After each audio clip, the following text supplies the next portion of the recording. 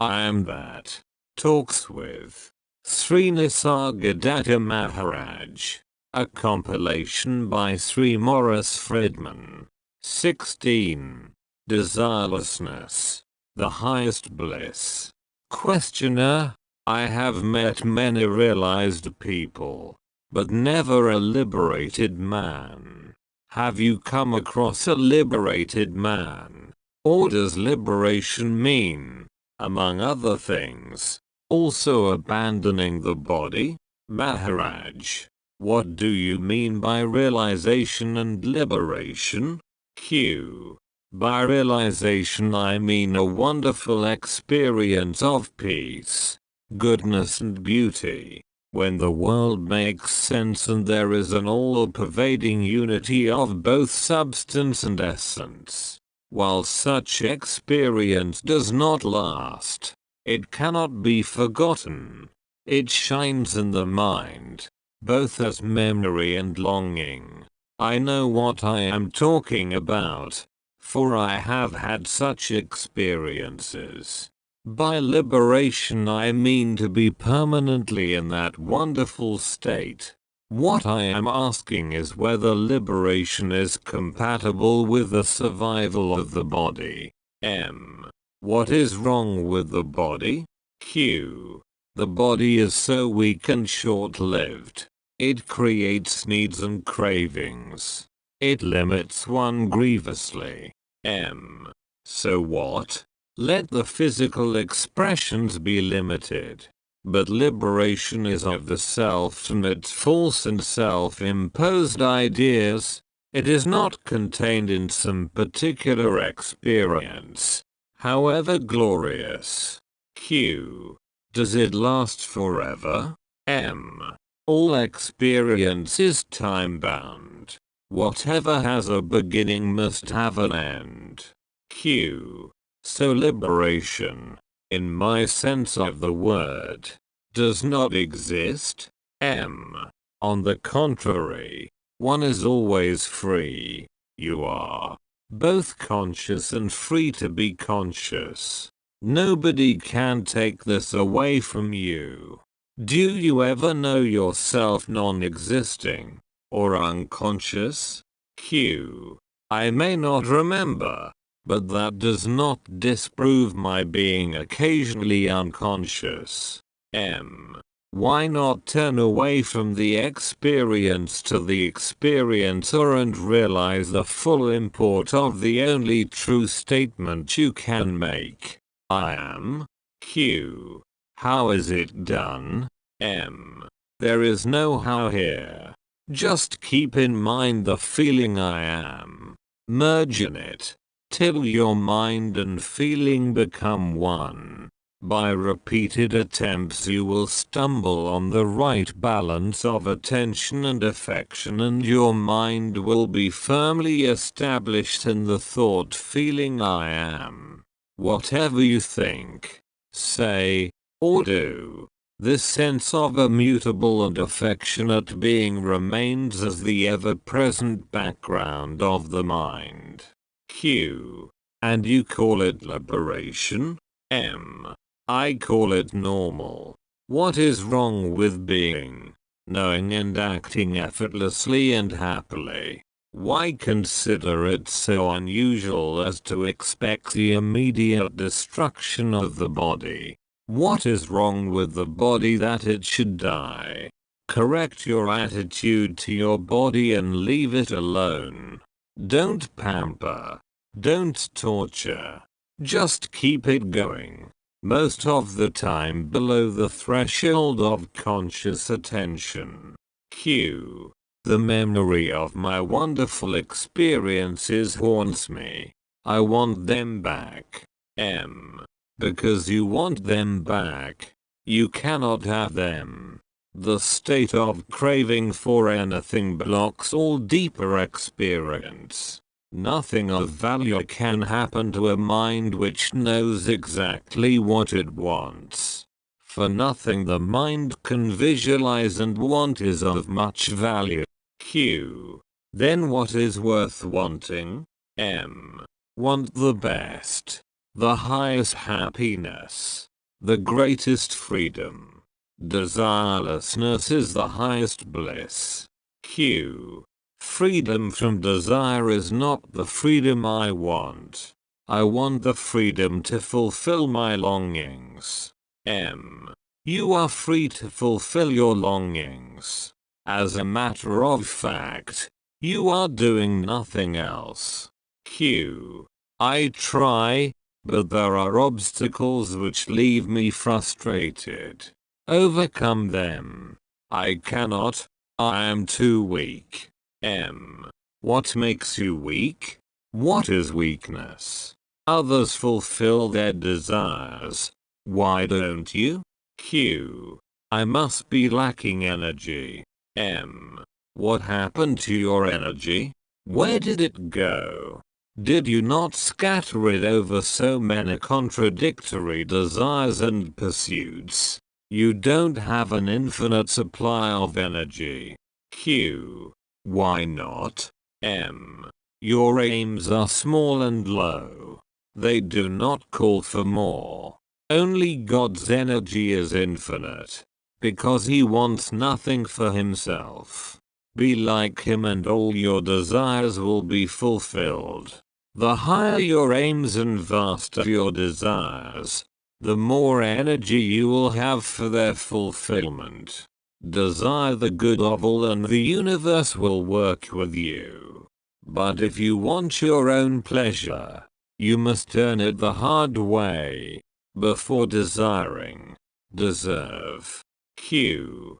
I am engaged in the study of philosophy, sociology and education. I think more mental development is needed before I can dream of self-realization. Am I on the right track? M. To earn a livelihood, some specialized knowledge is needed. General knowledge develops the mind, no doubt. But if you are going to spend your life in amassing knowledge, you build a wall around yourself. To go beyond the mind, a well-furnished mind is not needed. Q. Then what is needed? M. Distrust your mind, and go beyond. Q. What shall I find beyond the mind? M. The direct experience of being, knowing and loving. Q. How does one go beyond the mind? M. There are many starting points. They all led to the same goal. You may begin with selfless work, abandoning the fruits of action. You may then give up thinking and end in giving up all desires. Here, giving up, tiger, is the operational factor. Or, you may not bother about anything you want, or think, or do, and just stay put in the thought and feeling I am. Focusing I am firmly in your mind. All kinds of experience may come to you. Remain unmoved in the knowledge that all perceivable is transient, and only the I am endures. Q. I cannot give all my life to such practices. I have my duties to attend to. M. By all means attend to your duties. Action, in which you are not emotionally involved and which is beneficial and does not cause suffering, will not bind you. You may be engaged in several directions and work with enormous zest, yet remain inwardly free and quiet, with a mirror-like mind, which reflects all, without being affected. Q. Is such a state realizable? M. I would not talk about it, if it were not. Why should I engage in fancies? Q. Everybody quotes scriptures. M. Those who know only scriptures know nothing. To know is to be. I know what I am talking about. It is not from reading, or hearsay. Q. I am studying Sanskrit under a professor, but really I am only reading scriptures. I am in search of self-realization and I came to get the needed guidance. Kindly tell me, what am I to do? Since you have read the scriptures, why do you ask me? Q.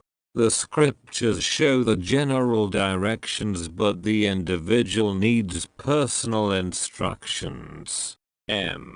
Your own self is your ultimate teacher. Sadhguru. The outer teacher, Guru, is merely a milestone. It is only your inner teacher that will walk with you to the goal, for he is the goal. Q. The inner teacher is not easily reached. Since he is in you and with you, the difficulty cannot be serious. Look within, and you will find him. Q. When I look within, I find sensations and perceptions, thoughts and feelings, desires and fears, memories and expectations. I am immersed in this cloud and see nothing else. That which sees all this, and the nothing too, is the inner teacher. He alone is. All else only appears to be. He is your own self, Swarupa, your hope and assurance of freedom. Find him and cling to him and you will be saved and safe. Q. I do believe you, but when it comes to the actual finding of this inner self, I find it escapes me. The idea, it escapes me. Where does it arise? Q. In the mind. And who knows the mind? Q. The witness of the mind knows the mind. Did anybody come to you and say, I am the witness of your mind? Q. Of course not. He would have been just another idea in the mind. Then who is the witness? Q. I am. So, you know the witness because you are the witness. You need not see the witness in front of you. Here again, to be is to know. Q. Yes, I see that I am the witness, the awareness itself. But in which way does it profit me? What a question. What kind of profit do you expect? To know what you are, is it not good enough? Q. What are the uses of self-knowledge? It helps you to understand what you are not and keeps you free from false ideas, desires and actions. Q. If I am the witness only, what do right and wrong matter? What helps you to know yourself is right? What prevents is wrong? To know one's real self is bliss. To forget is sorrow. Q. Is the witness consciousness the real self? It is the reflection of the real in the mind, but he, the real, is beyond. The witness is the door through which you pass beyond. Q. What is the purpose of meditation? Seeing the false as the false is meditation. This must go on all the time. Q. We are told to meditate regularly. Deliberate daily exercise and discrimination between the true and the false and renunciation of the false is meditation. There are many kinds of meditation to begin with, but they all merge finally into one. Q. Please tell me which road to self-realization is the shortest. No way is short or long. But some people are more in earnest and some are less. I can tell you about myself. I was a simple man, but I trusted my guru. What he told me to do, I did. He told me to concentrate on I am. I did. He told me that I am beyond all perceivables and conceivables. I believed. I gave him my heart and soul, my entire attention and the whole of my spare time. I had to work to keep my family alive. As a result of faith and earnest application, I realized myself, Swarupa, within 3 years. You may choose any way that suits you. Your earnestness will determine the rate of progress. Q. No hint for me? M. Establish yourself firmly in the awareness of I am. This is the beginning and also the end of all endeavor. 17. The ever-present. Questioner. The highest powers of the mind are understanding, intelligence and insight. Man has 3 bodies: the physical, the mental and the causal prana, mana, kirana. The physical reflects his being, the mental, his knowing, and the causal, his joyous creativity. Of course, these are all forms in consciousness, but they appear to be separate, with qualities of their own. Intelligence, buddhi, is the reflection in the mind of the power to know. Chit. It is what makes the mind knowledgeable. The brighter the intelligence, the wider, deeper and truer the knowledge. To know things, to know people and to know oneself are all functions of intelligence. The last is the most important and contains the former two. Misunderstanding oneself and the world leads to false ideas and desires, which again led to bondage. Right understanding of oneself is necessary for freedom from the bondage of illusion. I understand all this in theory, but when it comes to practice, I find that I fail hopelessly in my responses to situations and people, and by my inappropriate reactions I merely add to my bondage. Life is too quick for my dull and slow mind. I do understand, but too late, when the old mistakes have been already repeated. Maharaj, what then is your problem? Q.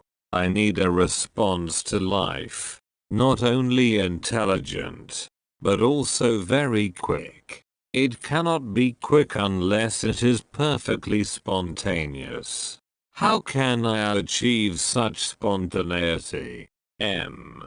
The mirror can do nothing to attract the sun. It can only keep bright. As soon as the mind is ready, the sun shines in it. Q. The light is of the self, or of the mind? M. Both. It is uncaused and unvarying by itself and colored by the mind, as it moves and changes. It is very much like a cinema. The light is not in the film, but the film colors the light and makes it appear to move by intercepting it. Q. Are you now in the perfect state? M. Perfection is a state of the mind. When it is pure, I am beyond the mind, whatever its state, pure or impure. Awareness is my nature. Ultimately I am beyond being and non-being. Q. Will meditation help me to reach your state? M. Meditation will help you to find your bonds, loosen them, untie them and cast your moorings. When you are no longer attached to anything, you have done your share. The rest will be done for you. Q. By whom? M. by the same power that brought you so far, that prompted your heart to desire truth and your mind to seek it. It is the same power that keeps you alive. You may call it life or the supreme. Q. The same power kills me in due course. M. Were you not present at your birth? Will you not be present at your death? Find him who is always present and your problem of spontaneous and perfect response will be solved. Q. Realization of the eternal and an effortless and adequate response to the ever-changing temporary event are two different and separate questions. You seem to roll them into one. What makes you do so? M. To realize the eternal is to become the eternal, the whole, the universe, with all it contains. Every event is the effect and the expression of the whole and is in fundamental harmony with the whole. All response from the whole must be right, effortless and instantaneous. It cannot be otherwise. If it is right, delayed response is wrong response. Thought, feeling and action must be one and simultaneous with the situation that calls for them. Q. How does it come? M. I told you already. Find him who was present at your birth and will witness your death. Q. My father and mother? M. Yes. Your father-mother, the source from which you came. To solve a problem you must trace it to its source. Only in the dissolution of the problem in the universal solvents of inquiry and dispassion, can its right solution be found. 18. To know what you are. Find what you are not. Questioner. Your way of describing the universe as consisting of matter, mind and spirit is one of the many. There are other patterns to which the universe is expected to conform, and one is at a loss to know which pattern is true and which is not. One ends in suspecting that all patterns are only verbal and that no pattern can contain reality. According to you, reality consists of three expanses. The expanse of matter-energy, Mahadakash, the expanse of consciousness Chidakash, and of pure spirit, Paramakash. The first is something that has both movement and inertia, that we perceive. We also know that we perceive. We are conscious and also aware of being conscious. Thus, we have two: matter, energy, and consciousness.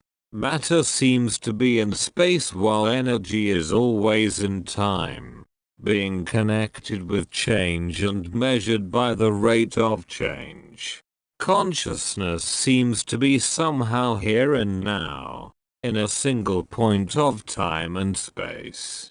But you seem to suggest that consciousness too is universal, which makes it timeless, spaceless and impersonal. I can somehow understand that there is no contradiction between the timeless and spaceless and the here and now, but impersonal consciousness I cannot fathom. To me, consciousness is always focalized, centered, individualized, a person. You seem to say that there can be perceiving without a perceiver, knowing without a knower, loving without a lover, acting without an actor. I feel that the trinity of knowing, knower and known can be seen in every movement of life. Consciousness implies a conscious being, an object of consciousness and the fact of being conscious. That which is conscious I call a person. A person lives in the world, is a part of it, affects it and is affected by it. Maharaj, why don't you inquire how real are the world and the person? Q. Oh, no. I need not inquire. Enough if the person is not less real than the world in which the person exists. M. Then what is the question? Q. Are persons real, and universals conceptual? Or are universals real and persons imaginary? M.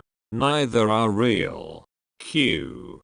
Surely, I am real enough to merit your reply and I am a person. M. Not when asleep. Q. Submergence is not absence. Even though asleep, I am. M. To be a person you must be self-conscious. Are you so always? Q. Not when I sleep, of course, nor when I am in a swoon, or drugged. M. During your waking hours are you continually self-conscious? Q. No. Sometimes I am absent-minded, or just absorbed. M. Are you a person during the gaps in self-consciousness? Q. Of course I am the same person throughout. I remember myself as I was yesterday and yesteryear. Definitely, I am the same person. M. So, to be a person, you need memory? Q. Of course. M. And without memory, what are you? Q. Incomplete memory entails incomplete personality. Without memory I cannot exist as a person. M. Surely you can exist without memory. You do so. In sleep. Q. Only in the sense of remaining alive. Not as a person. M. Since you admit that as a person you have only intermittent existence, can you tell me what are you in the intervals in between experiencing yourself as a person? Q. I am, but not as a person. Since I am not conscious of myself in the intervals, I can only say that I exist, but not as a person. M. Shall we call it impersonal existence? Q. I would call it rather unconscious existence. I am, but I do not know that I am. M. You have said just now, I am, but I do not know that I am. Could you possibly say it about your being in an unconscious state? Q. No. I could not. M. You can only describe it in the past tense. I did not know. I was unconscious, in the sense of not remembering. Q. Having been unconscious, how could I remember and what? M. Were you really unconscious, or you just do not remember? Q. How am I to make out? M. Consider. Do you remember every second of yesterday? Q. Of course not. M. Were you then unconscious? Q. Of course not. M. So, you are conscious and yet you do not remember? Q. Yes. M. Maybe you were conscious in sleep and just do not remember. Q. No. I was not conscious. I was asleep. I did not behave like a conscious person. M. Again, how do you know? Q. I was told so by those who saw me asleep. M. All they can testify to is that they saw you lying quietly with closed eyes and breathing regularly. They could not make out whether you were conscious or not. Your only proof is your own memory. A very uncertain proof it is. Q. Yes. I admit that on my own terms I am a person only during my waking hours. What I am in between, I do not know. M. At least you know that you do not know. Since you pretend not to be conscious in the intervals between the waking hours, leave the intervals alone. Let us consider the waking hours only. Q. I am the same person in my dreams. M. Agreed. Let us consider them together, waking and dreaming. The difference is merely in continuity. Were your dreams consistently continuous, bringing back night after night the same surroundings and the same people, you would be at a loss to know which is the waking and which is the dream. Henceforward, when we talk of the waking state, we shall include the dream state too. Q. Agreed. I am a person in a conscious relation with the world. M. Are the world and the conscious relation with it essential to your being a person? Q. Even immersed in a cave, I remain a person. M. It implies a body and a cave, and a world in which they can exist. Q. Yes. I can see. The world and the consciousness of the world are essential to my existence as a person. M. This makes the person a part and parcel of the world, or vice versa. The two are one. Q. Consciousness stands alone. The person and the world appear in consciousness. M. You said, appear. Could you add, disappear? Q. No. I cannot. I can only be aware of my and my world's appearance. As a person, I cannot say, the world is not. Without a world I would not be there to say it. Because there is a world, I am there to say, there is a world. M. Maybe it is the other way round. Because of you, there is a world. Q. To me such statement appears meaningless. M. Its meaninglessness may disappear on investigation. Q. Where do we begin? M. All I know is that whatever depends is not real. The real is truly independent. Since the existence of the person depends on the existence of the world and it is circumscribed and defined by the world, it cannot be real. Q. It cannot be a dream. Surely. M. Even a dream has existence, when it is cognized and enjoyed, or endured. Whatever you think and feel has being. But it may not be what you take it to be. What you think to be a person may be something quite different. Q. I am what I know myself to be. M. You cannot possibly say that you are what you think yourself to be. Your ideas about yourself change from day to day and from moment to moment. Your self-image is the most changeful thing you have. It is utterly vulnerable, at the mercy of a passerby, a bereavement, the loss of a job, an insult, and your image of yourself, which you call your person, changes deeply. To know what you are, you must first investigate and know what you are not. And to know what you are not, you must watch yourself carefully. Rejecting all that does not necessarily go with the basic fact. I am. The ideas, I am born at a given place, at a given time, from my parents, and now I am so and so, living at, married to, father of, employed by, and so on, are not inherent in the sense I am. Our usual attitude is of I am this.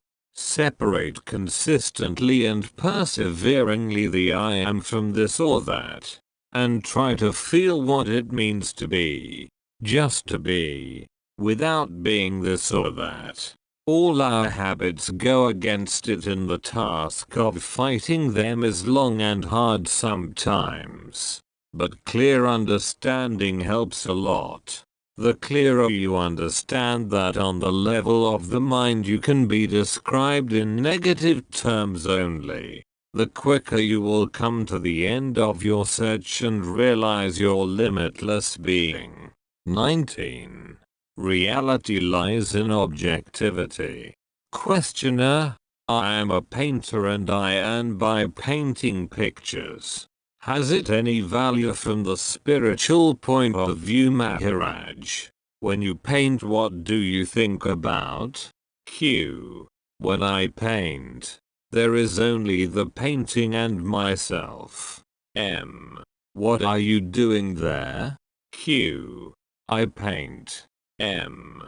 No, you don't. You see the painting going on.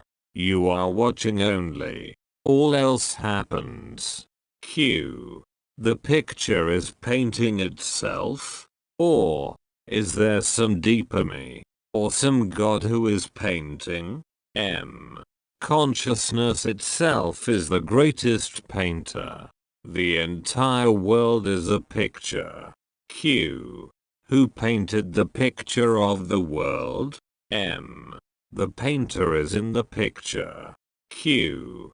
The picture is in the mind of the painter, and the painter is in the picture, which is in the mind of the painter who is in the picture.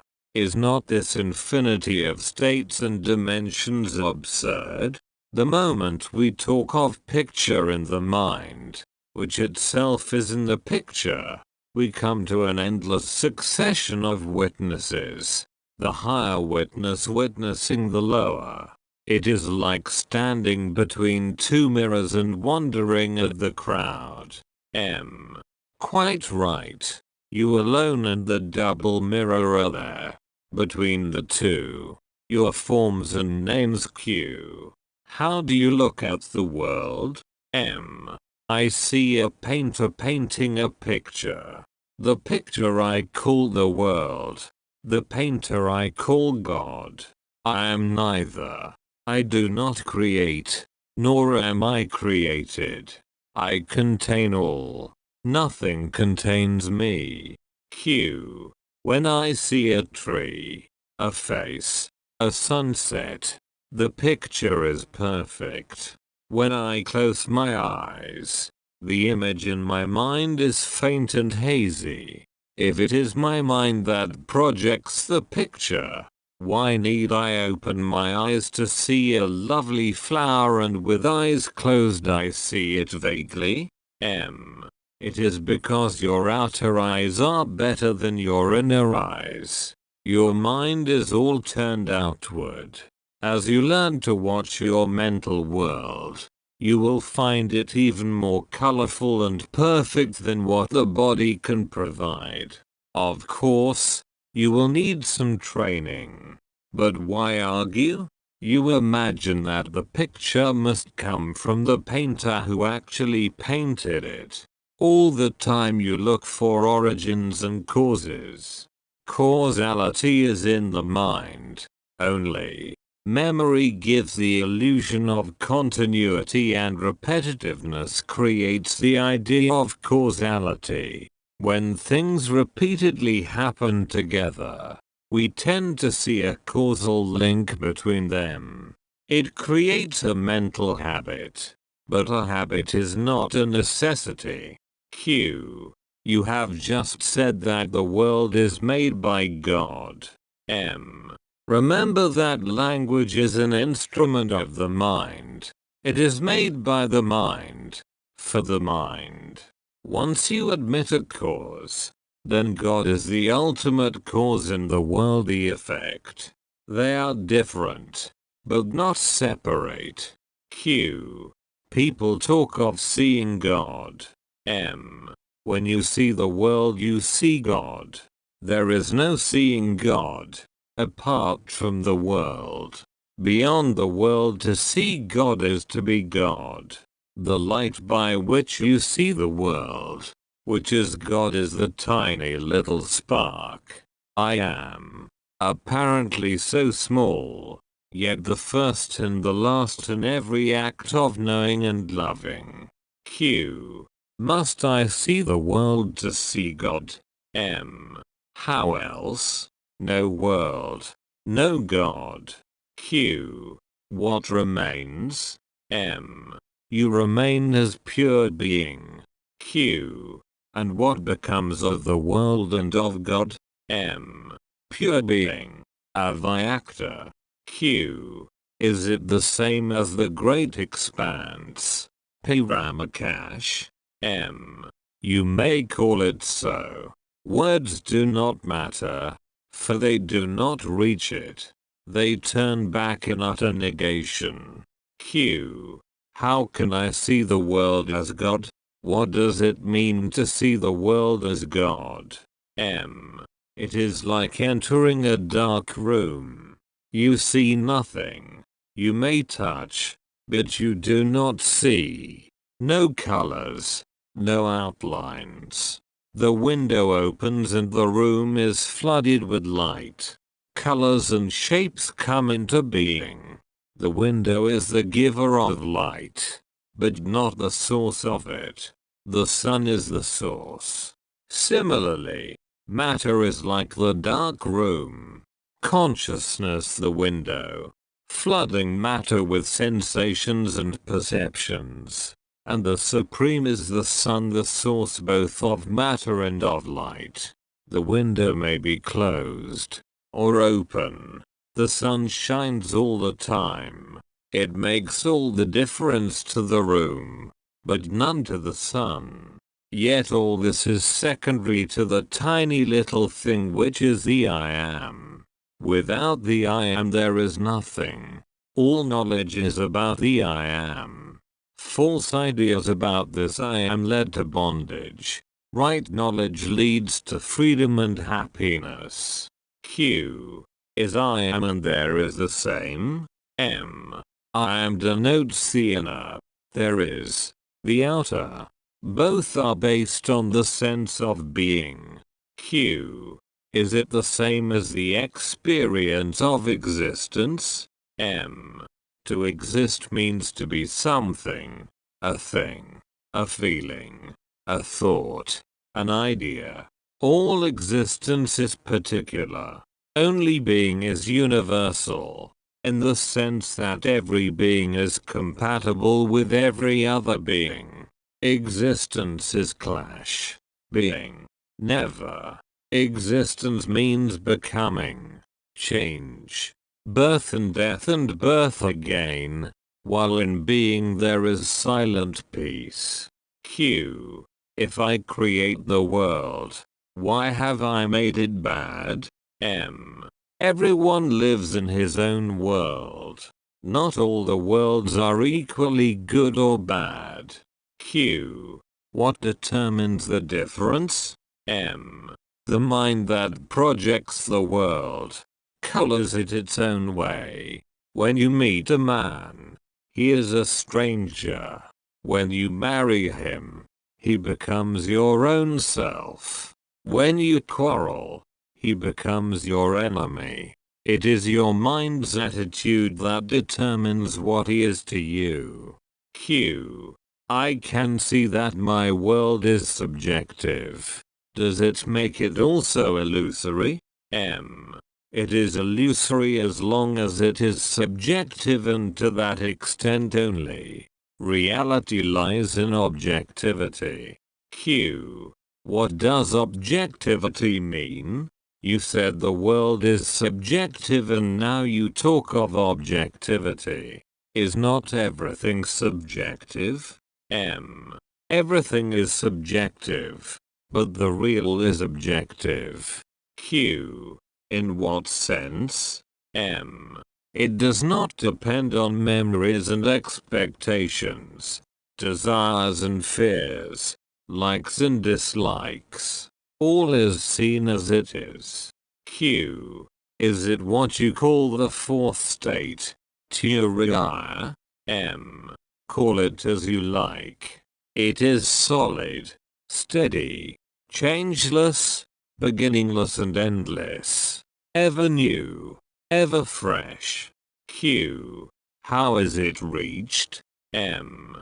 Desirelessness and fearlessness will take you there. 20.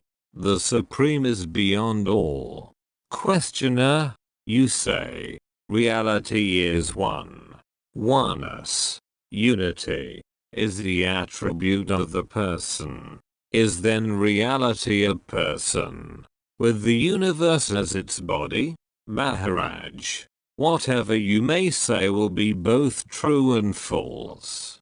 Words do not reach beyond the mind. Q.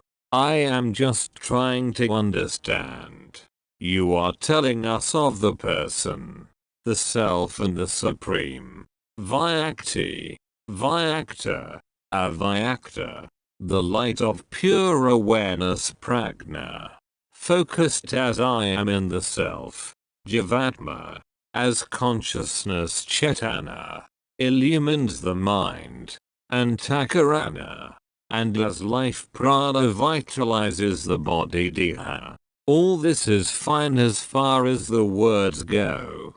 But when it comes to distinguishing in myself the person from the self and the self from the supreme, I get mixed up. M. The person is never the subject. You can see a person, but you are not the person. You are always the supreme which appears at a given point of time and space as the witness. A bridge between the pure awareness of the supreme and the manifold consciousness of the person. Q. When I look at myself, I find I am several persons fighting among themselves for the use of the body. M. They correspond to the various tendencies, samskara of the mind. Q. Can I make peace between them? M. How can you? They are so contradictory. See them as they are. Mere habits of thoughts and feelings. Bundles of memories and urges. Q. Yet they all say I am. M. It is only because you identify yourself with them. Once you realize that whatever appears before you cannot be yourself, and cannot say I am, you are free of all your persons and their demands. The sense I am is your own. You cannot part with it, but you can impart it to anything, as in saying, I am young, I am rich, etc. But such self-identifications are patently false and the cause of bondage. Q. I can now understand that I am not the person, but that which, when reflected in the person, gives it a sense of being.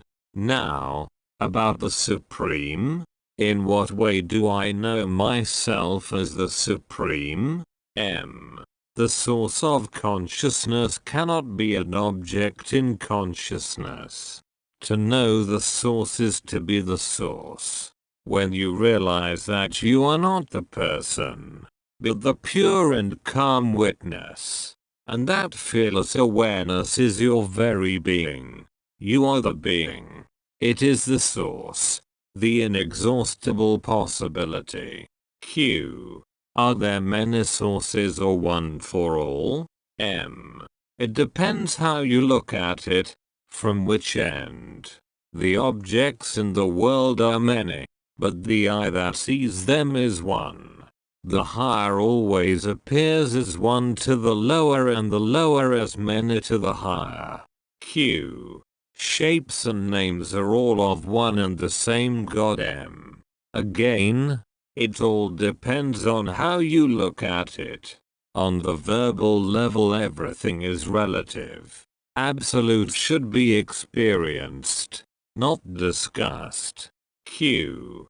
How is the absolute experienced? M. It is not an object to be recognized and stored up in memory. It is in the present and in feeling rather. It has more to do with the how than with the what. It is in the quality, in the value, being the source of everything. It is in everything. Q. If it is the source, why and how does it manifest itself? M. It gives birth to consciousness. All else is in consciousness. Q. Why are there so many centers of consciousness? M. The objective universe, Mahadakash, is in constant movement, projecting and dissolving innumerable forms. Whenever a form is infused with life prana, consciousness Chaitanya, appears by reflection of awareness in matter. Q. How is the Supreme affected? M. What can affect it and how? The source is not affected by the vagaries of the river, nor is the metal by the shape of the jewelry. Is the light affected by the picture on the screen? The Supreme makes everything possible. That is all. Q. How is it that some things do happen and some don't? M. Seeking out causes is a pastime of the mind. There is no duality of cause and effect. Everything is its own cause. Q. No purposeful action is then possible? M. All I say is that consciousness contains all. In consciousness all is possible. You can have causes if you want them. In your world, another may be content with a single cause. God's will. The root cause is one. The sense I am. Q. What is the link between the self, Vyakta, and the Supreme, Avyakta? M. From the self's point of view, the world is the known, the Supreme, the unknown. The unknown gives birth to the known, yet remains unknown. The known is infinite, but the unknown is an infinitude of infinities. Just like a ray of light is never seen unless intercepted by the specks of dust, so does the Supreme make everything known, itself remaining unknown. Q. Does it mean that the unknown is inaccessible? M. Oh, no. The Supreme is the easiest to reach, for it is your very being. It is enough to stop thinking and desiring anything but the Supreme. Q. And if I desire nothing, not even the Supreme? M. Then you are as good as dead. Or you are the Supreme. Q. The world is full of desires. Everybody wants something or other. Who is the desirer? The person or the self? M. The self. All desires, holy and unholy, come from the self. They all hang on the sense I am. Q. I can understand holy desires, Satyakama, emanating from the self. It may be the expression of the bliss aspect of the Satchitananda, beingness, awareness, happiness of the self. But why unholy desires? M. All desires aim at happiness. Their shape and quality depend on the psyche, antakarana, where inertia, tamas, predominates. We find perversions. With energy, rajas, Passions arise with lucidity. Sattva. The motive behind the desire is goodwill. Compassion. The urge to make happy rather than be happy. But the Supreme is beyond all. Yet because of its infinite permeability all cogent desires can be fulfilled. Q. Which desires are cogent? M. Desires that destroy their subjects, or objects, or do not subside on satisfaction are self-contradictory and cannot be fulfilled. Only desires motivated by love, goodwill and compassion are beneficial to both the subject and object and can be fully satisfied. Q. All desires are painful, the holy as well as the unholy. M. They are not the same and pain is not the same. Passion is painful. Compassion, never. The entire universe strives to fulfill a desire born of compassion. Q. Does the Supreme know itself? Is the impersonal conscious? M.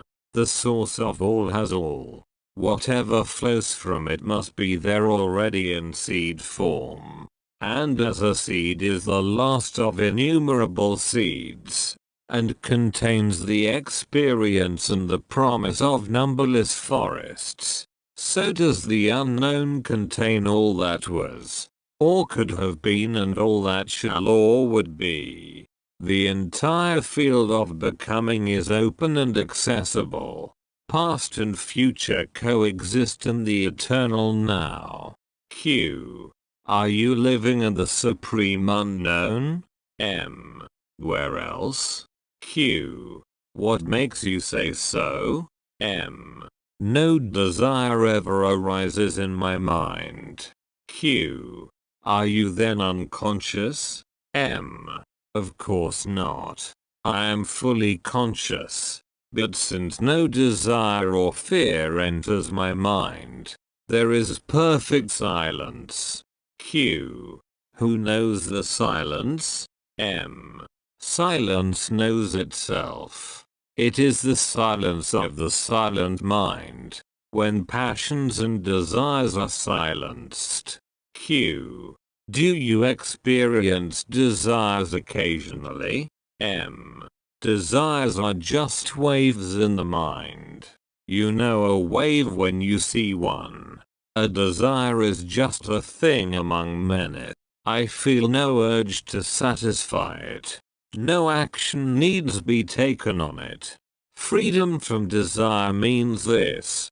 The compulsion to satisfy is absent. Q. Why do desires arise at all? M.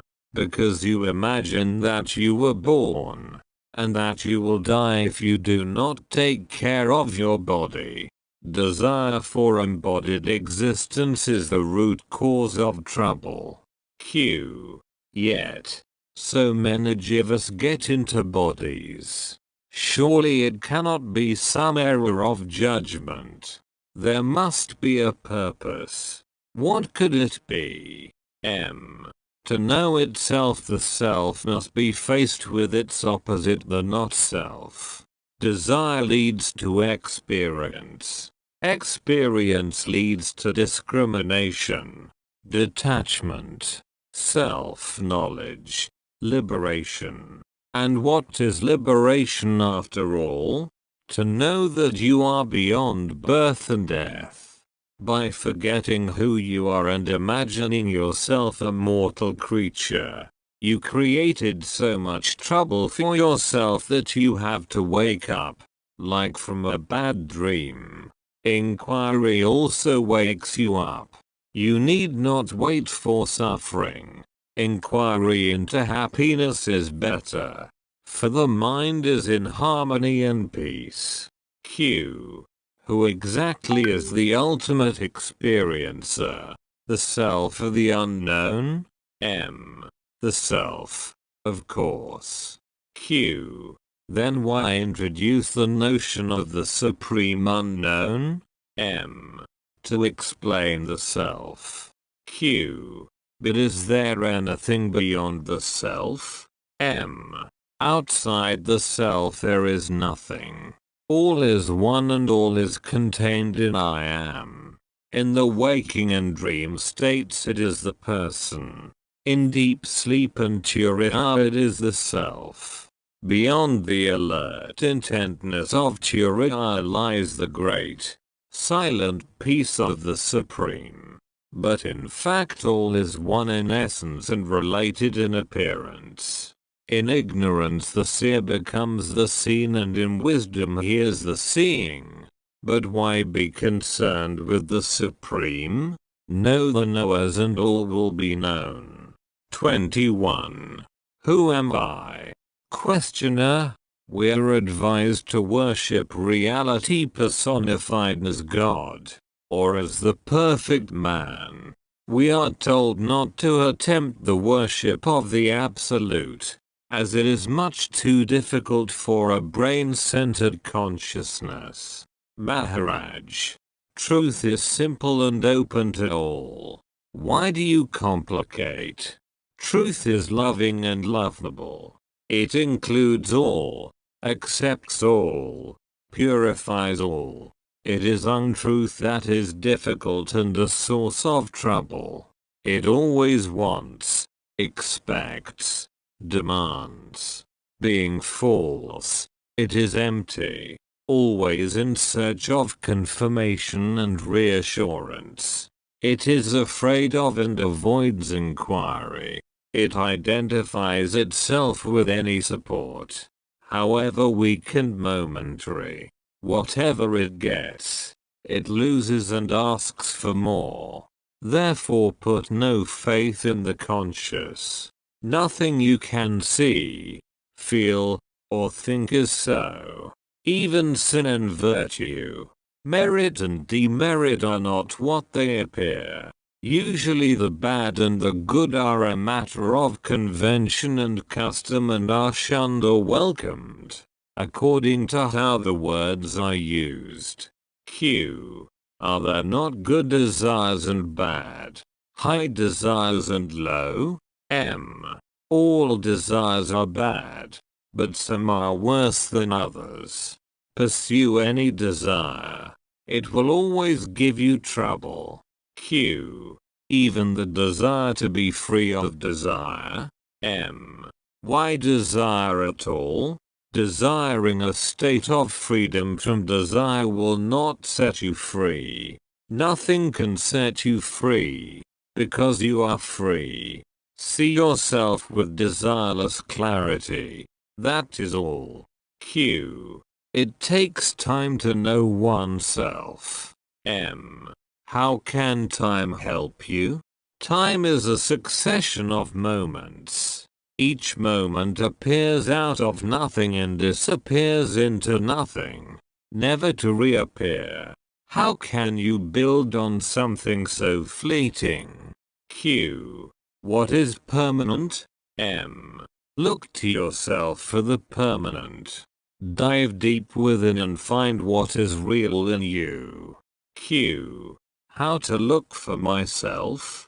M. Whatever happens, it happens to you. What you do, the doer is in you. Find the subject of all that you are as a person. Q. What else can I be? M. Find out. Even if I tell you that you are the witness, the silent watcher, it will mean nothing to you, unless you find the way to your own being. Q. My question is, how to find the way to one's own being? M. Give up all questions except one. Who am I? After all, the only fact you are sure of is that you are. The I am is certain. The I am this is not. Struggle to find out what you are in reality. Q. I am doing nothing else for the last 60 years. M. What is wrong with striving? Why look for results? Striving itself is your real nature. Q. Striving is painful. M. You make it so by seeking results. Strive without seeking. Struggle without greed. Q. Why has God made me as I am? M. Which God are you talking about? What is God? Is he not the very light by which you ask the question? I am itself is God. The seeking itself is God. In seeking you discover that you are neither the body nor mind, and the love of the self in you is for the self in all. The two are one. The consciousness in you and the consciousness in me. Apparently two, really one. Seek unity and that is love. Q. How am I to find that love? M. What do you love now? The I am. Give your heart and mind to it. Think of nothing else. This, when effortless and natural, is the highest state. In it love itself is the lover and the beloved. Q. Everybody wants to live, to exist. Is it not self-love? M. All desire has its source in the self.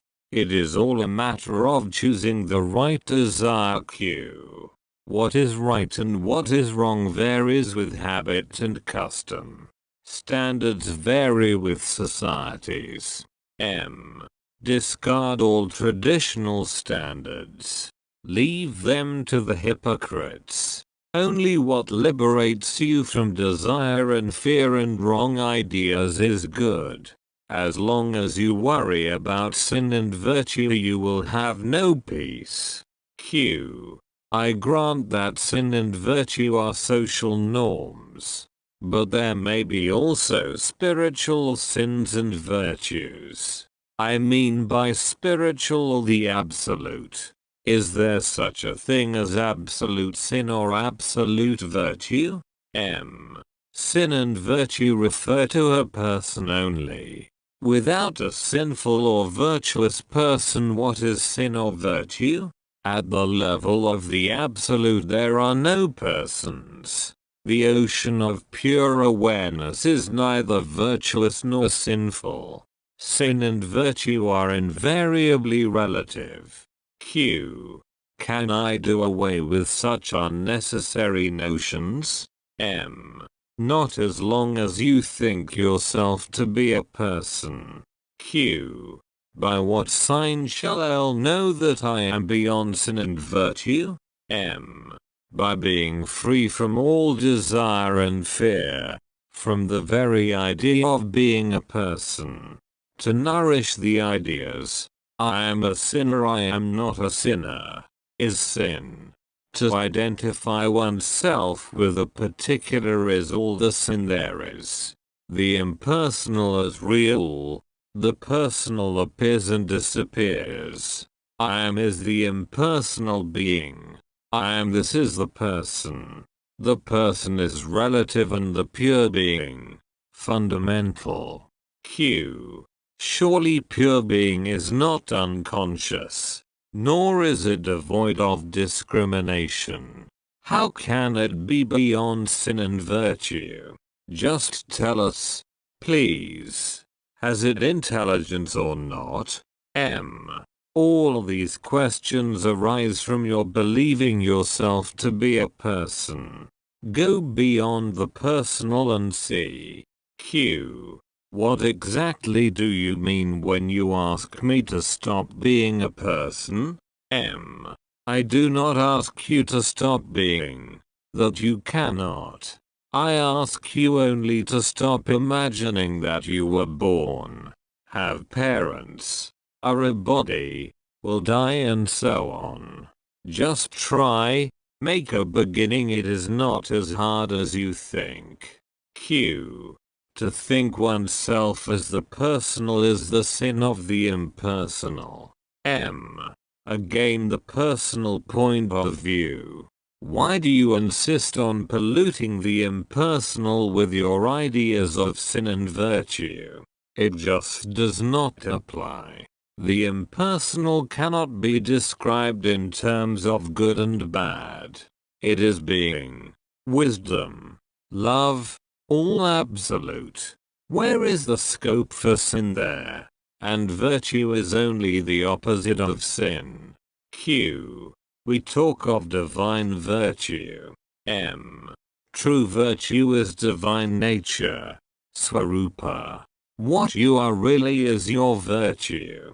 But the opposite of sin which you call virtue is only obedience born out of fear. Q.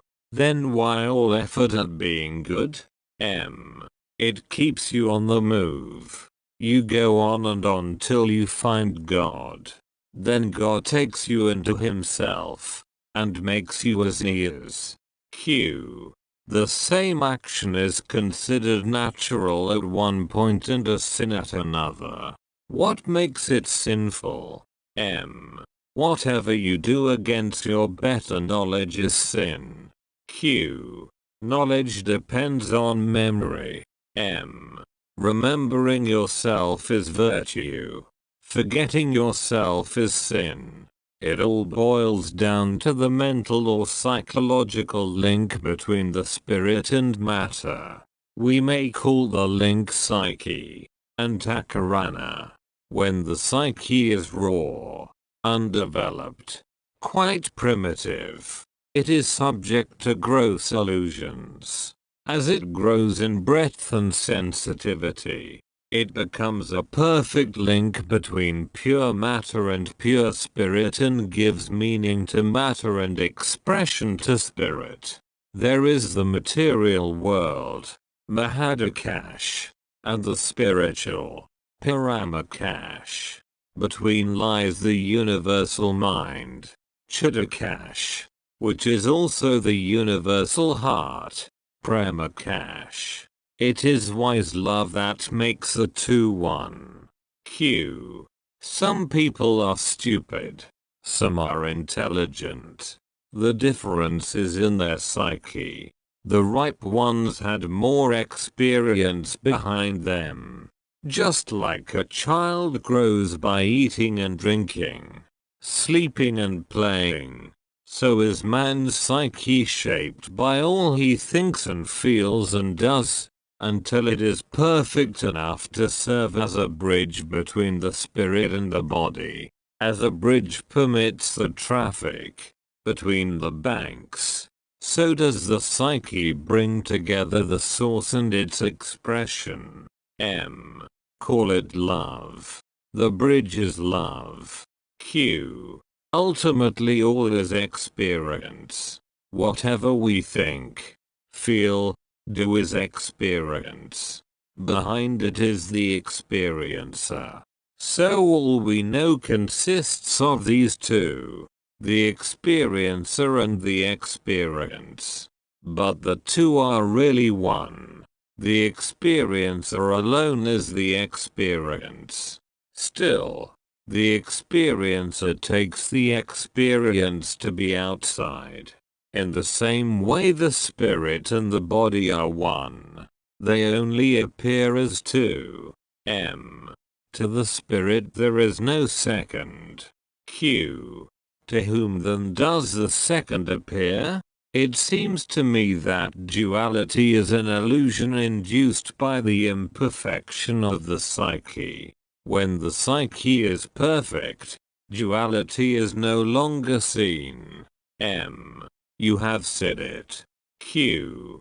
Still I have to repeat my very simple question. Who makes the distinction between sin and virtue? M. He who has a body, sins with the body. He who has a mind, sins with the mind. Q. Surely, the mere possession of mind and body does not compel to sin. There must be a third factor at the root of it. I come back again and again to this question of sin and virtue. Because nowadays young people keep on saying that there is no such thing as sin. That one need not be skirmish and should follow the moment's desire readily. They will accept neither tradition nor authority and can be influenced only by solid and honest thought. If they refrain from certain actions, it is through fear of police rather than by conviction. Undoubtedly there is something in what they say, for we can see how our values change from place to place and time to time. For instance, killing in war is great virtue today and may be considered a horrible crime next century. A man who moves with the earth will necessarily experience days and nights. He who stays with the sun will know no darkness. My world is not yours. As I see it, you all are on a stage performing. There is no reality about your comings and goings. And your problems are so unreal. We may be sleepwalkers, or subject to nightmares. Is there nothing you can do? I am doing. I did enter your dreamlike state to tell you. Stop hurting yourself and others. Stop suffering. Wake up. Why then don't we wake up? You will. I shall not be thwarted. It may take some time. When you shall begin to question your dream, awakening will be not far away. 22. Life is love and love is life. Questioner, is the practice of yoga always conscious? Or can it be quite unconscious, below the threshold of awareness? Maharaj, in the case of a beginner, the practice of yoga is often deliberate and requires great determination. But those who are practicing sincerely for many years are intent on self-realization all the time, whether conscious of it or not. Unconscious sadhana is most effective, because it is spontaneous and steady. What is the position of the man who was a sincere student of yoga for some time and then got discouraged and abandoned all efforts? What a man appears to do, or not to do, is often deceptive. His apparent lethargy may be just a gathering of strength. The causes of our behavior are very subtle. One must not be quick to condemn, not even to praise. Remember that yoga is the work of the inner self, vyakta, on the outer self, vyakti.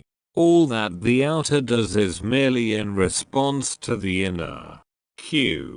Still the outer helps. How much can it help and in what way? It has some control over the body and can improve its posture and breathing. Over the mind's thoughts and feelings it has little mastery, for it is itself the mind. It is the inner that can control the outer. The outer will be wise to obey. If it is the inner that is ultimately responsible for man's spiritual development, why is the outer so much exhorted and encouraged? The outer can help by keeping quiet and free from desire and fear. You would have noticed that all advice to the outer is in the form of negations. Don't, stop, refrain, forgo, give up, sacrifice, surrender. See the false as false. Even the little description of reality that is given is through denials. Not this, niti.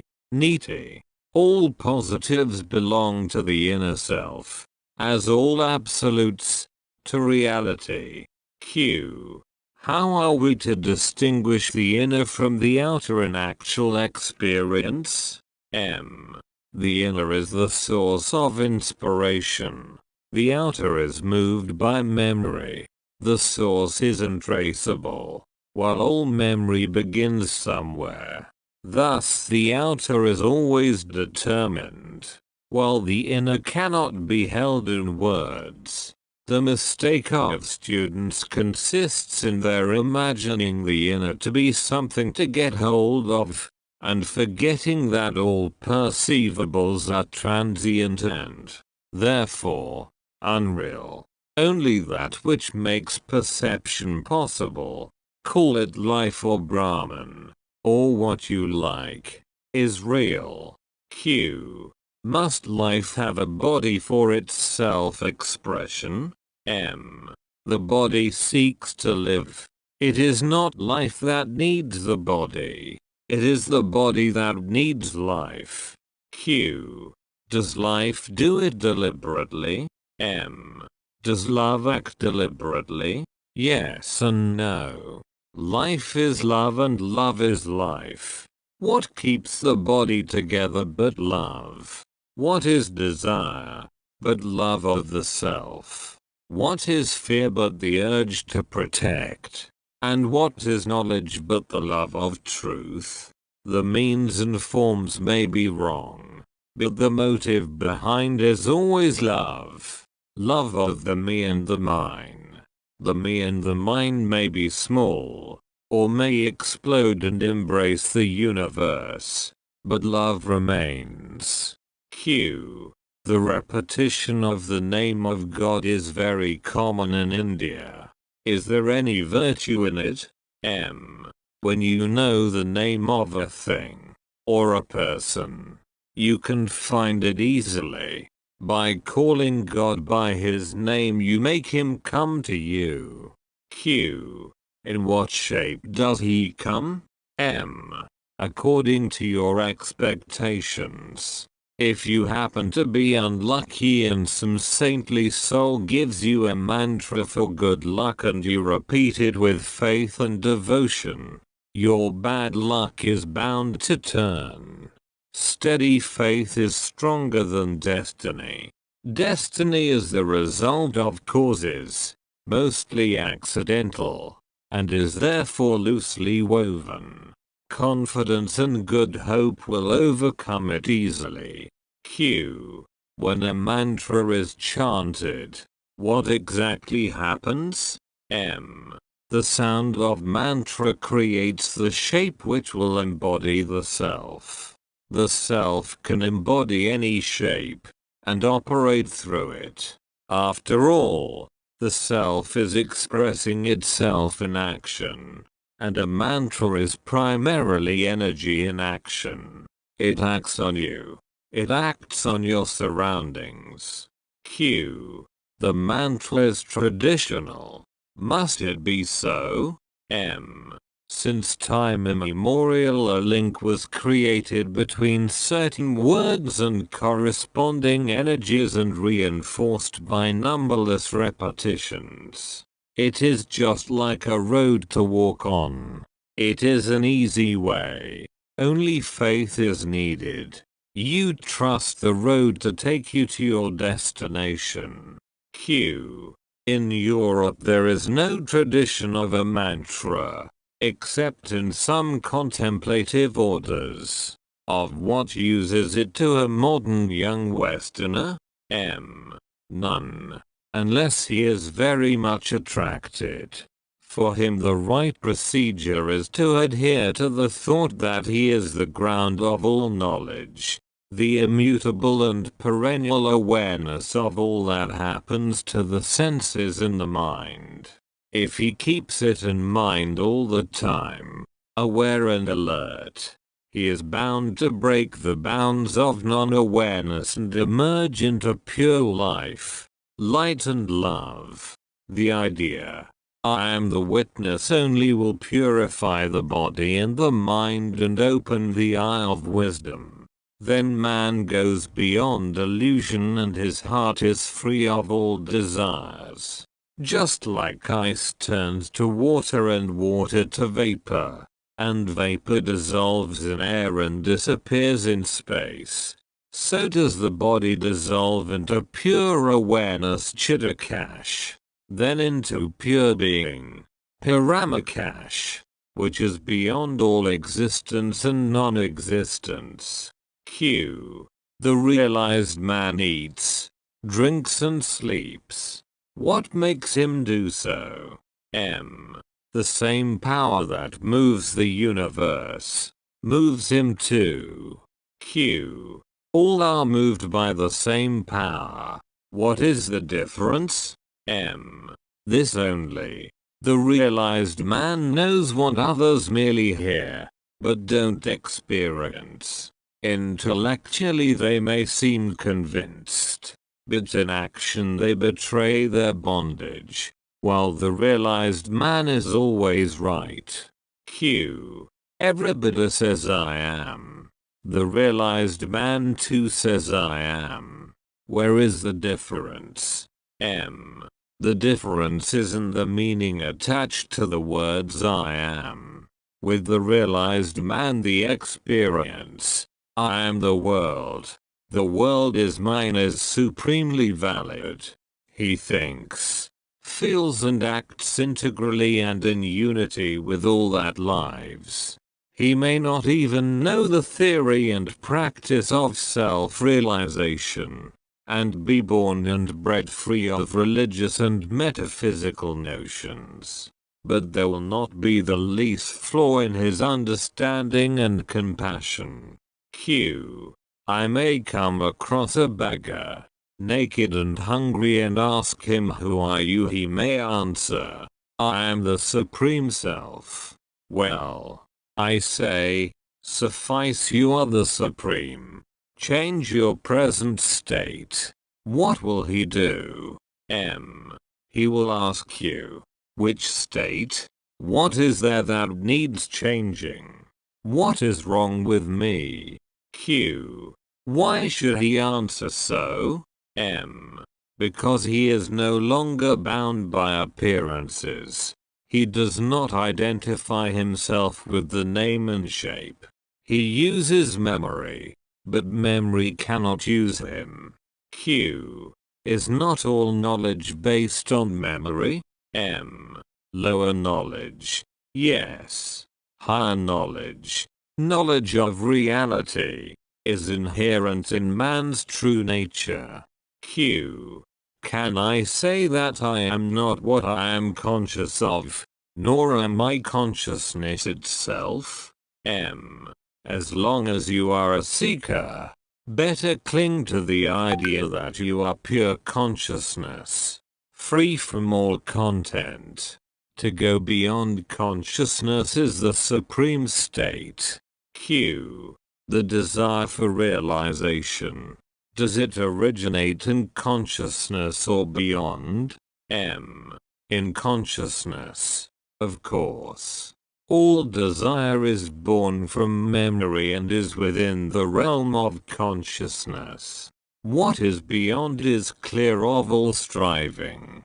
The very desire to go beyond consciousness is still in consciousness. Q. Is there any trace, or imprint, of the beyond on consciousness? M. No. There cannot be. Q. Then, what is the link between the two? How can a passage be found between two states which have nothing in common? Is not pure awareness the link between the two? M.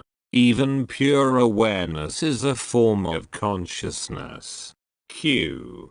Then what is beyond? Emptiness? M. Emptiness again refers only to consciousness. Fullness and emptiness are relative terms. The real is really beyond. Beyond not in relation to consciousness, but beyond all relations of whatever kind. The difficulty comes with the word state. The real is not a state of something else. It is not a state of mind or consciousness or psyche, nor is it something that has a beginning and an end, being and not being. All opposites are contained in it, but it is not in the play of opposites. You must not take it to be the end of a transition. It is itself. After the consciousness as such is no more, then words "I am man" or "I am God" have no meaning. Only in silence and in darkness can it be heard and seen. 23. Discrimination leads to detachment. Maharaj, you are all drenched, for it is raining hard. In my world it is always fine weather. There is no night or day, no heat or cold. No worries beset me there, nor regrets. My mind is free of thoughts, for there are no desires to slave for. Questioner, are there two worlds? Your world is transient, changeful. My world is perfect, changeless. You can tell me what you like about your world. I shall listen carefully, even with interest. Yet not for a moment shall I forget that your world is not, that you are dreaming. Q. What distinguishes your world from mine? My world has no characteristics by which it can be identified. You can say nothing about it. I am my world. My world is myself. It is complete and perfect. Every impression is erased, every experience rejected. I need nothing, not even myself. For myself I cannot lose. Q. Not even God. All these ideas and distinctions exist in your world. In mine there is nothing of the kind. My world is single and very simple. Q. Nothing happens there. Whatever happens in your world, only there it has validity and evokes response. In my world nothing happens. Q. The very fact of your experiencing your own world implies duality inherent in all experience. Verbally, yes. But your words do not reach me. Mine is a non-verbal world. In your world the unspoken has no existence. In mine, the words and their contents have no being. In your world nothing stays. In mine, nothing changes. My world is real, while yours is made of dreams. Q. Yet we are talking. The talk is in your world. In mine, there is eternal silence. My silence sings. My emptiness is full. I lack nothing. You cannot know my world until you are there. Q. It seems as if you alone are in your world. How can you say alone or not alone, when words do not apply? Of course, I am alone, for I am all. Q. Are you ever coming into our world? What is coming and going to me? These again are words. I am. Whence am I to come from and where to go? Q. Of what use is your world to me? You should consider more closely your own world. Examine it critically and, suddenly, one day you will find yourself in mine. Q. What do we gain by it? You gain nothing. You leave behind what is not your own and find what you have never lost, your own being. Q. Who is the ruler of your world? There are no ruler and ruled here. There is no duality whatsoever. You are merely projecting your own ideas. Your scriptures and your gods have no meaning here. Q. Still you have a name and shape. Display consciousness and activity. M. In your world I appear so. In mine I have being only. Nothing else. You people are rich with your ideas of possession, of quantity and quality. I am completely without ideas. Q. In my world there is disturbance, distress and despair. You seem to be living on some hidden income, while I must slave for a living. M. Do as you please. You are free to leave your world for mine. Q. How is the crossing done? M. See your world as it is, not as you imagine it to be.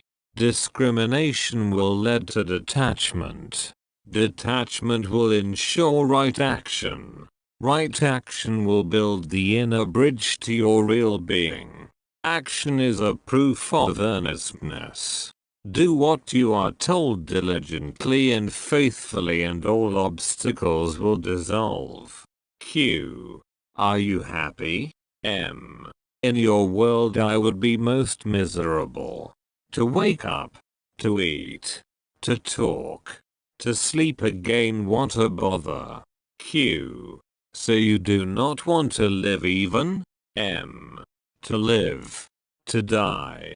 What meaningless words are these? When you see me alive, I am dead. When you think me dead, I am alive. How muddled up you are. Q. How indifferent you are. All the sorrows of our world are as nothing to you. M. I am quite conscious of your troubles. Q. Then what are you doing about them? M. There is nothing I need doing. They come and go. Q. Do they go by the very act of your giving them attention? M. Yes. The difficulty may be physical, emotional or mental, but it is always individual. Large-scale calamities are the sum of numberless individual destinies and take time to settle. But death is never a calamity. Q. Even when a man is killed? M. The calamity is of the killer. Q. Still, it seems there are two worlds, mine and yours. M. Mine is real. Yours is of the mind. Q. Imagine a rock and a hole in the rock and a frog in the hole. The frog may spend its life in perfect bliss, undistracted, undisturbed. Outside the rock the world goes on. If the frog in the hole were told about the outside world, he would say, there is no such thing. My world is of peace and bliss. Your world is a word structure only. It has no existence.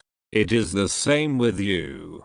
When you tell us that our world simply does not exist, there is no common ground for discussion. Or, take another example. I go to a doctor and complain of stomachache. He examines me and says, you are all right. But it pains, I say. Your pain is mental, he asserts. I say it does not help me to know that my pain is mental. You are a doctor. Cure me of my pain. If you cannot cure me, you are not my doctor. M. Quite right. Q. You have built the railroad, but for lack of a bridge no train can pass. Build the bridge. M. There is no need of a bridge. Q. There must be some link between your world and mine. M. There is no need of a link between a real world and an imaginary world. For there cannot be any. Q. So what are we to do? M. Investigate your world. Apply your mind to it. Examine it critically. Scrutinize every idea about it. That will do. Q. The world is too big for investigation. All I know is that I am the world is. The world troubles me and I trouble the world. M. My experience is that everything is bliss. But the desire for bliss creates pain. Thus bliss becomes the seed of pain. The entire universe of pain is born of desire. Give up the desire for pleasure and you will not even know what is pain. Q. Why should pleasure be the seed of pain? M. Because for the sake of pleasure you are committing many sins. And the fruits of sin are suffering and death. Q. You say the world is of no use to us. Only a tribulation.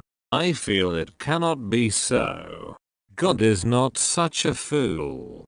The world seems to me a big enterprise for bringing the potential into actual matter into life. The unconscious into full awareness. To realize the supreme we need the experience of the opposites.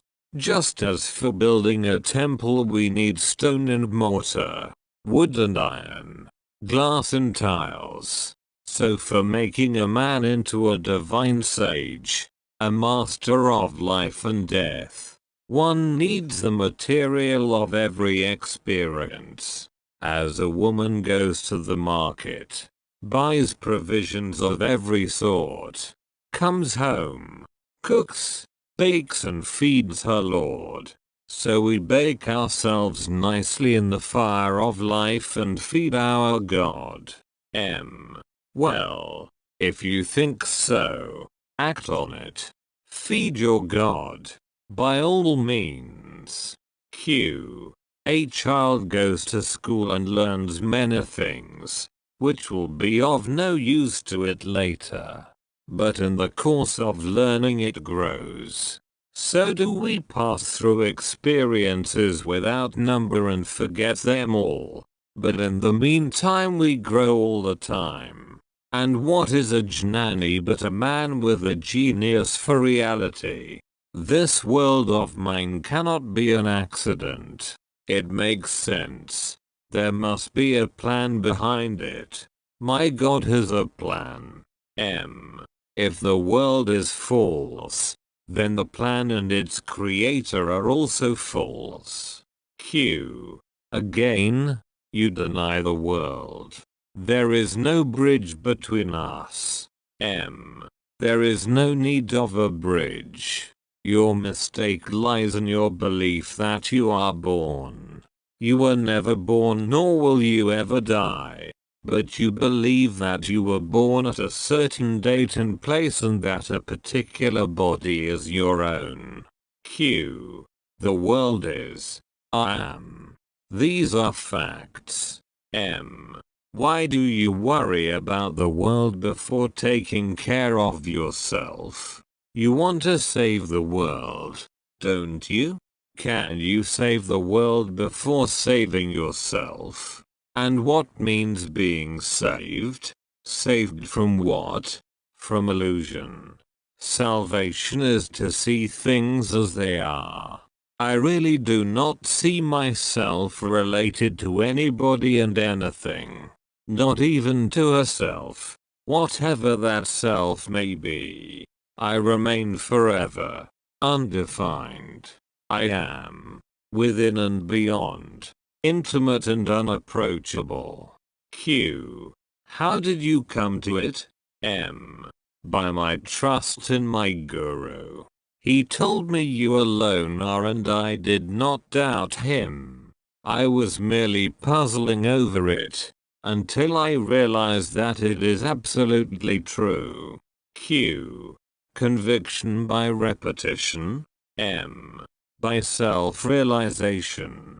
I found that I am conscious and happy absolutely and only by mistake. I thought I owed being consciousness bliss to the body and the world of bodies. Q. You are not a learned man. You have not read much, and what you read or heard did perhaps not contradict itself. I am fairly well educated and have read a lot, and I found that books and teachers contradict each other hopelessly. Hence whatever I read or hear, I take it in a state of doubt. It may be so, it may not be so is my first reaction. And as my mind is unable to decide what is true and what is not, I am left high and dry with my doubts.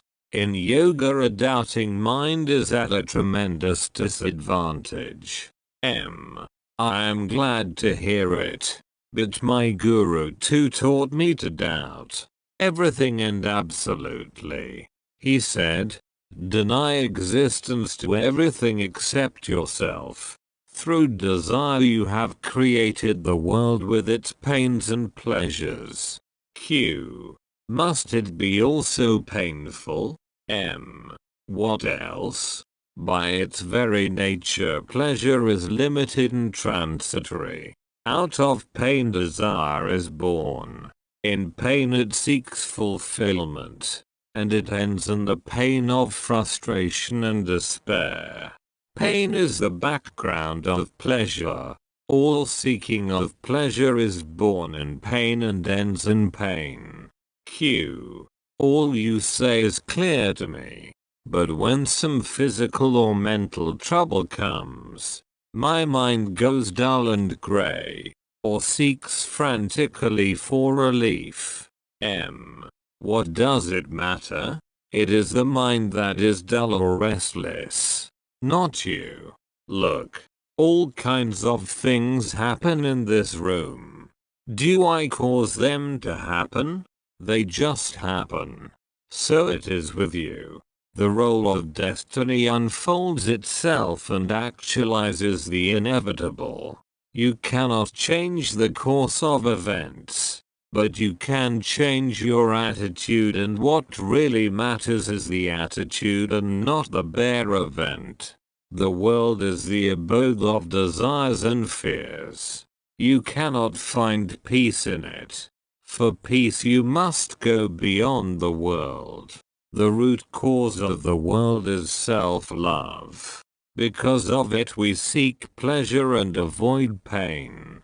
Replace self-love by love of the self and the picture changes. Brahma the creator is the sum total of all desires. The world is the instrument for their fulfillment. Souls take whatever pleasure they desire and pay for them in tears. Time squares all accounts. The law of balance reigns supreme. Q. To be a superman one must be a man first. Manhood is the fruit of innumerable experiences. Desire drives to experience. Hence at its own time and level desire is right. M. All this is true in a way. But a day comes when you have amassed enough and must begin to build. Then sorting out and discarding, viveka virajaya, are absolutely necessary. Everything must be scrutinized and the unnecessary ruthlessly destroyed. Believe me, there cannot be too much destruction. For in reality nothing is of value. Be passionately dispassionate. That is all. 24. God is the All-doer. The Jnani are Non-doer. Questioner. Some Mahatmas, enlightened beings, maintain that the world is neither an accident nor a play of God, but the result and expression of a mighty plan of work aiming at awakening and developing consciousness throughout the universe, from lifelessness to life, from unconsciousness to consciousness, from dullness to bright intelligence, from misapprehension to clarity. That is the direction in which the world moves ceaselessly and relentlessly.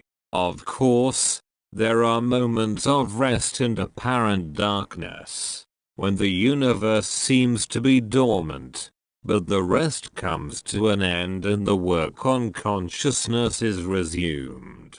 From our point of view, the world is a dale of tears, a place to escape from, as soon as possible and by every possible means. To enlightened beings, the world is good and it serves a good purpose. They do not deny that the world is a mental structure and that ultimately all is one. But they see and say that the structure has meaning and serves a supremely desirable purpose. What we call the will of God is not a capricious whim of a playful deity, but the expression of an absolute necessity to grow in love and wisdom and power, to actualize the infinite potentials of life and consciousness. Just as a gardener grows flowers from a tiny seed to glorious perfection, so does God in his own garden grow, among other beings, men to supermen, who know and love and work along with him. When God takes rest, pralaya, those whose growth was not completed, become unconscious for a time, while the perfect ones, who have gone beyond all forms and contents of consciousness, remain aware of the universal silence. When the time comes for the emergence of a new universe, the sleepers wake up and their work starts. The more advanced wake up first and prepare the ground for the less advanced, who thus find forms and patterns of behavior suitable for their further growth. Thus runs the story. The difference with your teaching is this. You insist that the world is no good and should be shunned. They say that distaste for the world is a passing stage, necessary, yet temporary, and is soon replaced by an all-pervading love, and a steady will to work with God. Maharaj, all you say is right for the outgoing, pravritti, path. For the path of return, nivritti, naughting oneself is necessary. My stand I take where nothing, paramakash, is. Words do not reach there, nor thoughts. To the mind it is all darkness and silence. Then consciousness begins to stir and wakes up the mind, chidakash, which projects the world. Mahadakash, built of memory and imagination. Once the world comes into being, all you say may be so. It is in the nature of the mind to imagine goals, to strive towards them, to seek out means and ways, to display vision, energy and courage. These are divine attributes and I do not deny them. But I take my stand where no difference exists, where things are not, nor the minds that create them. There I am at home. Whatever happens does not affect me. Things act on things. That is all. Free from memory and expectation. I am fresh, innocent and wholehearted. Mind is the great worker, Mahakata, and it needs rest. Needing nothing, I am unafraid. Whom to be afraid of? There is no separation. We are not separate selves. There is only one self, the supreme reality, in which the personal and the impersonal are one. Q. All I want is to be able to help the world. M. Who says you cannot help? You made up your mind about what help means and needs and got yourself into a conflict between what you should and what you can. Between necessity and ability. Q. But why do we do so? M. Your mind projects a structure and you identify yourself with it. It is in the nature of desire to prompt the mind to create a world for its fulfillment. Even a small desire can start a long line of action. What about a strong desire? Desire can produce a universe. Its powers are miraculous. Just as a small matchstick can set a huge forest on fire, so does a desire light the fires of manifestation. The very purpose of creation is the fulfillment of desire. The desire may be noble or ignoble. Space, Akash, is neutral. One can fill it with what one likes. You must be very careful as to what you desire. And as to the people you want to help, they are in their respective worlds for the sake of their desires. There is no way of helping them except through their desires. You can only teach them to have right desires so that they may rise above them and be free from the urge to create and recreate worlds of desires. Abodes of pain and pleasure. Q. A day must come when the show is wound up. A man must die.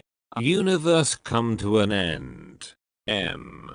Just as a sleeping man forgets all and wakes up for another day, or he dies and emerges into another life, so do the worlds of desire and fear dissolve and disappear. But the universal witness, the Supreme Self, never sleeps and never dies. Eternally the great heart beats, and at each beat a new universe comes into being. Q. Is he conscious? M. He is beyond all that the mind conceives. He is beyond being and not being. He is the yes and no to everything. Beyond and within. Creating and destroying.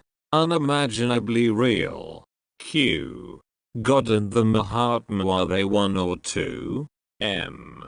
They are one. Q. There must be some difference.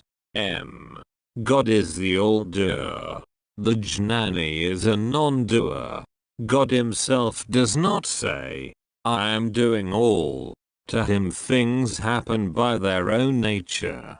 To the Jnani all is done by God.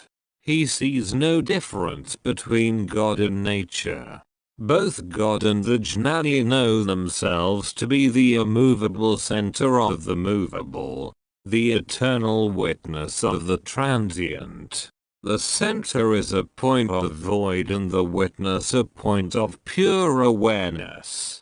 They know themselves to be as nothing, therefore nothing can resist them. Q. How does this look and feel in your personal experience? M. Being nothing. I am all. Everything is me. Everything is mine. Just as my body moves by my mere thinking of the movement, so do things happen as I think of them. Mind you, I do nothing. I just see them happen. Q. Do things happen as you want them to happen? Or do you want them to happen as they happen? M.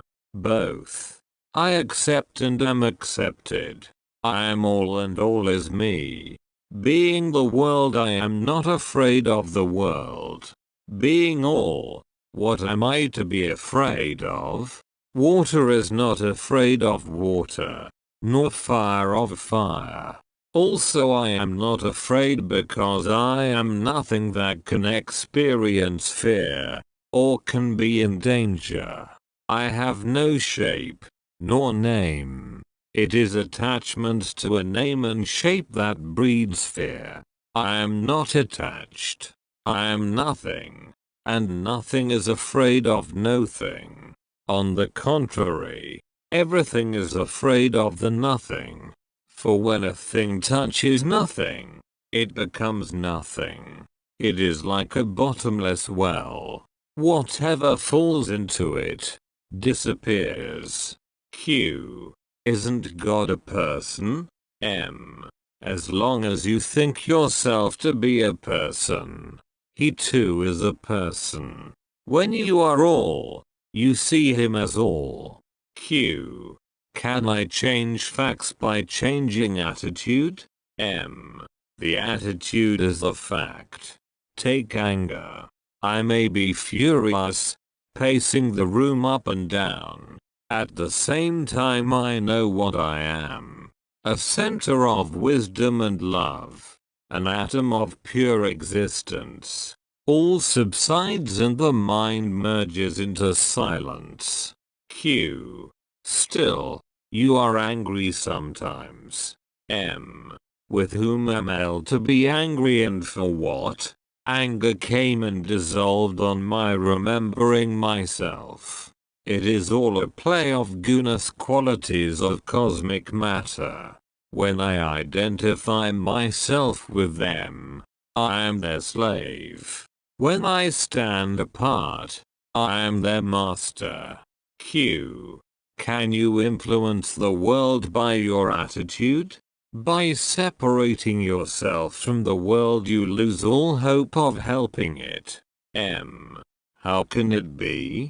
All is myself. Can't I help myself? I do not identify myself with anybody in particular, for I am all, both the particular and the universal. Q. Can you then help me, the particular person? M. But I do help you always. From within. Myself and yourself are one. I know it. But you don't. That is all the difference and it cannot last. Q. And how do you help the entire world? M. Gandhi is dead. Yet his mind pervades the earth. The thought of a Jnani pervades humanity and works ceaselessly for good.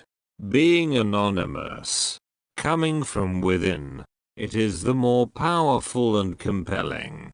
That is how the world improves. The inner aiding and blessing the outer. When a Jnani dies, he is no more. In the same sense in which a river is no more when it merges in the sea. The name, the shape, are no more, but the water remains and becomes one with the ocean. When a Jnani joins the universal mind, all his goodness and wisdom become the heritage of humanity and uplift every human being. Q. We are attached to our personality, our individuality, our being unlike others. We value very much. You seem to denounce both as useless. You're unmanifested. Of what use is it to us? M. Unmanifested.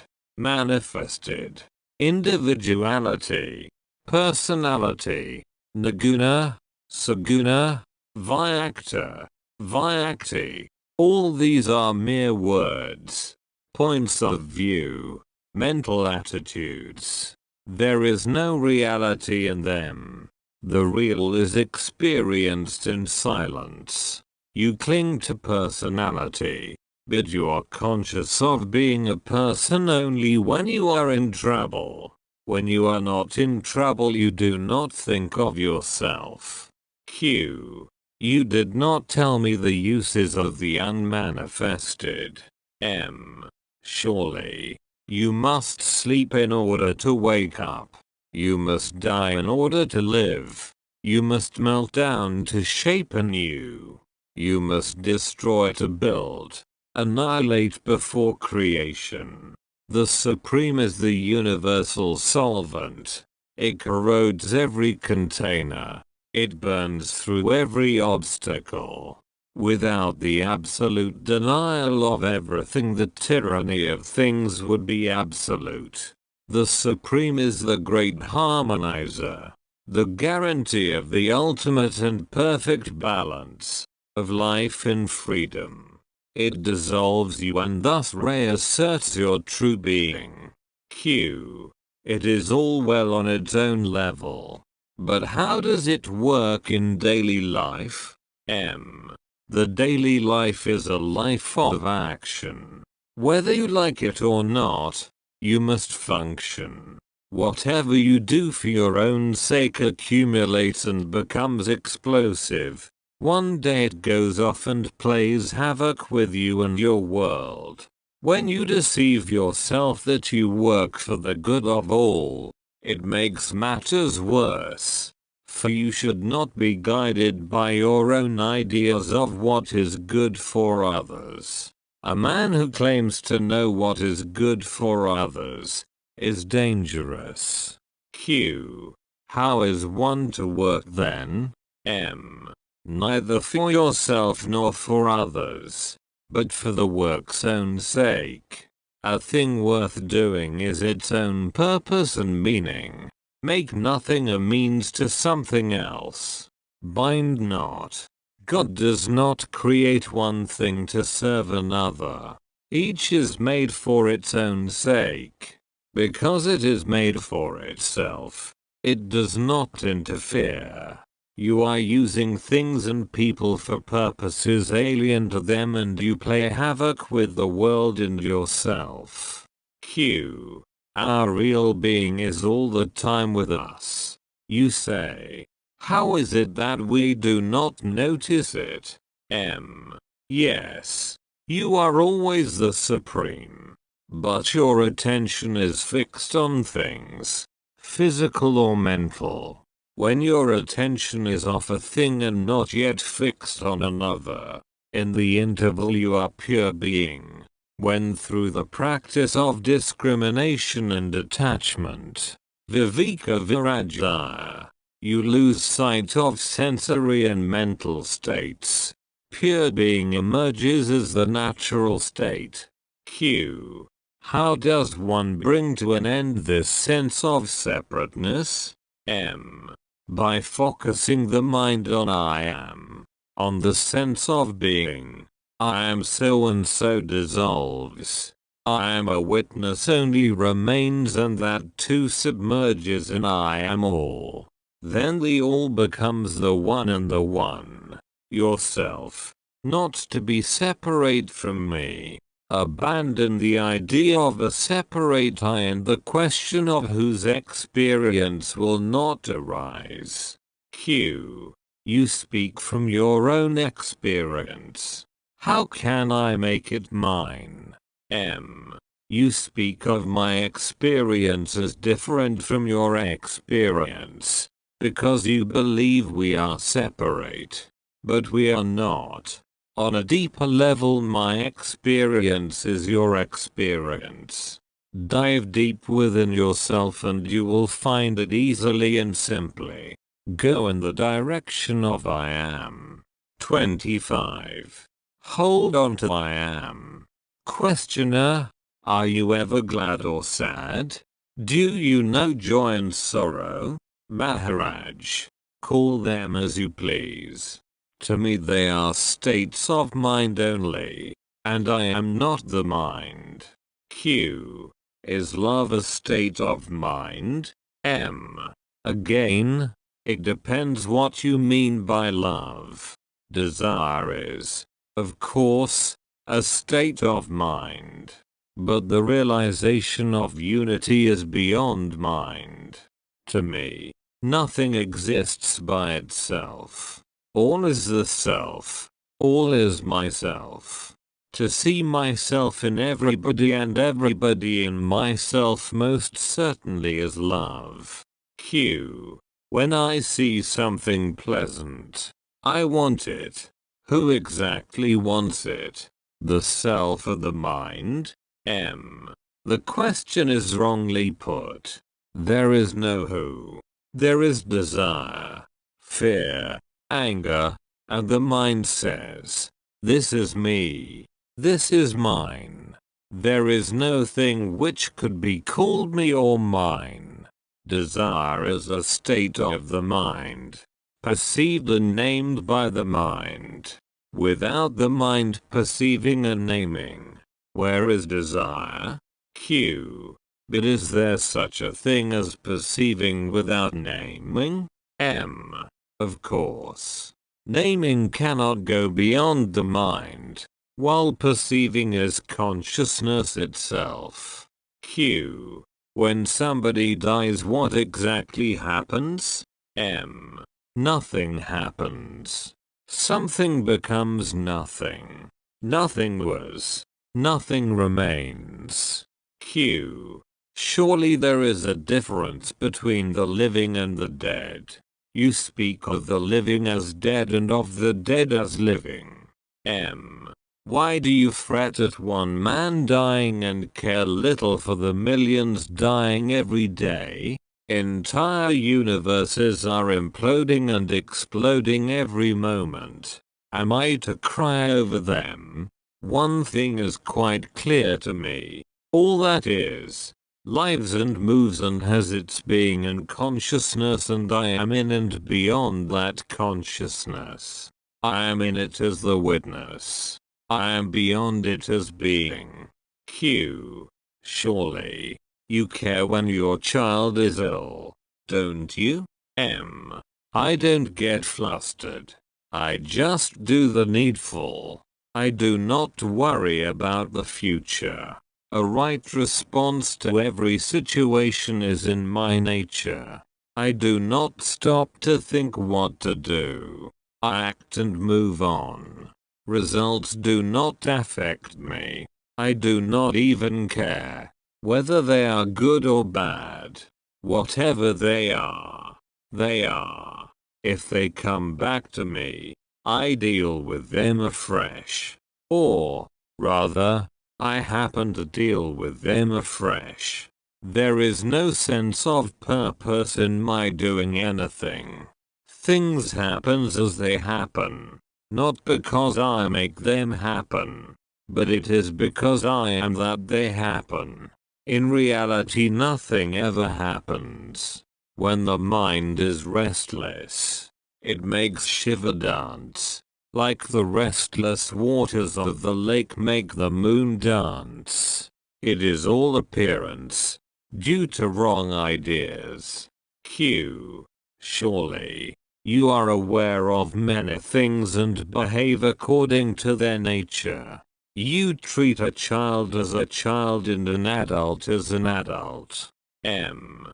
Just as the taste of salt pervades the great ocean and every single drop of seawater carries the same flavor, so every experience gives me the touch of reality, the ever-fresh realization of my own being. Q. Do I exist in your world, as you exist in mine? M. Of course, you are and I am. But only as points in consciousness. We are nothing apart from consciousness. This must be well grasped. The world hangs on the thread of consciousness. No consciousness, no world. Q. There are many points in consciousness. Are there as many worlds? M. Take dream for an example. In a hospital there may be many patients, all sleeping, all dreaming, each dreaming his own private, personal dreams, unrelated, unaffected, having one single factor in common: illness. Similarly, we have divorced ourselves and our imagination from the real world of common experience and enclosed ourselves in a cloud of personal desire and fears, images and thoughts, ideas and concepts. Q. This I can understand. But what could be the cause of the tremendous variety of the personal worlds? The variety is not so great. All the dreams are superimposed over a common world. To some extent they shape and influence each other. The basic unity operates in spite of all. At the root of it all lies self-forgetfulness. Not knowing who I am. To forget. One must know. Did I know who I am before I forgot it? Of course. Self-forgetting is inherent in self-knowing. Consciousness and unconsciousness are two aspects of one life. They coexist. To know the world you forget the self. To know the self you forget the world. What is world after all? A collection of memories. Cling to one thing. That matters. Hold on to I am and let go all else. This is sadhana. In realization there is nothing to hold on to and nothing to forget. Everything is known. Nothing is remembered. What is the cause of self-forgetting? There is no cause. Because there is no forgetting. Mental states succeed one another, and each obliterates the previous one. Self-remembering is a mental state and self-forgetting is another. They alternate like day and night. Reality is beyond both. Surely there must be a difference between forgetting and not knowing. Not knowing needs no cause. Forgetting presupposes previous knowledge and also the tendency or ability to forget. I admit I cannot inquire into the reason for not knowing. But forgetting must have some ground. There is no such thing as not knowing. There is only forgetting. What is wrong with forgetting? It is as simple to forget as to remember. Is it not a calamity to forget oneself? As bad as to remember oneself continuously. There is a state beyond forgetting and not forgetting. The natural state. To remember. To forget. These are all states of mind. Thought-bound. Word-bound. Take for example, the idea of being born. I am told I was born. I do not remember. I am told I shall die. I do not expect it. You tell me I have forgotten, or I lack imagination. But I just cannot remember what never happened, nor expect the patently impossible. Bodies are born and bodies die. But what is it to me? Bodies come and go in consciousness and consciousness itself has its roots in me. I am life and mine are mind and body. You say at the root of the world is self-forgetfulness. To forget I must remember. What did I forget to remember? I have not forgotten that I am. This I am too may be a part of the illusion. How can it be? You cannot prove to me that I am not. Even when convinced that I am not, I am. Reality can neither be proved nor disproved. Within the mind you cannot, beyond the mind you need not. In the real, the question what is real does not arise. The manifested, saguna, and unmanifested, naguna, are not different. In that case all is real. I am all. As myself all is real. Apart from me, nothing is real. I do not feel that the world is the result of a mistake. You may say so only after a full investigation, not before. Of course, when you discern and let go all that is unreal, what remains is real. Q. Does anything remain? M. The real remains. But don't be misled by words. Q.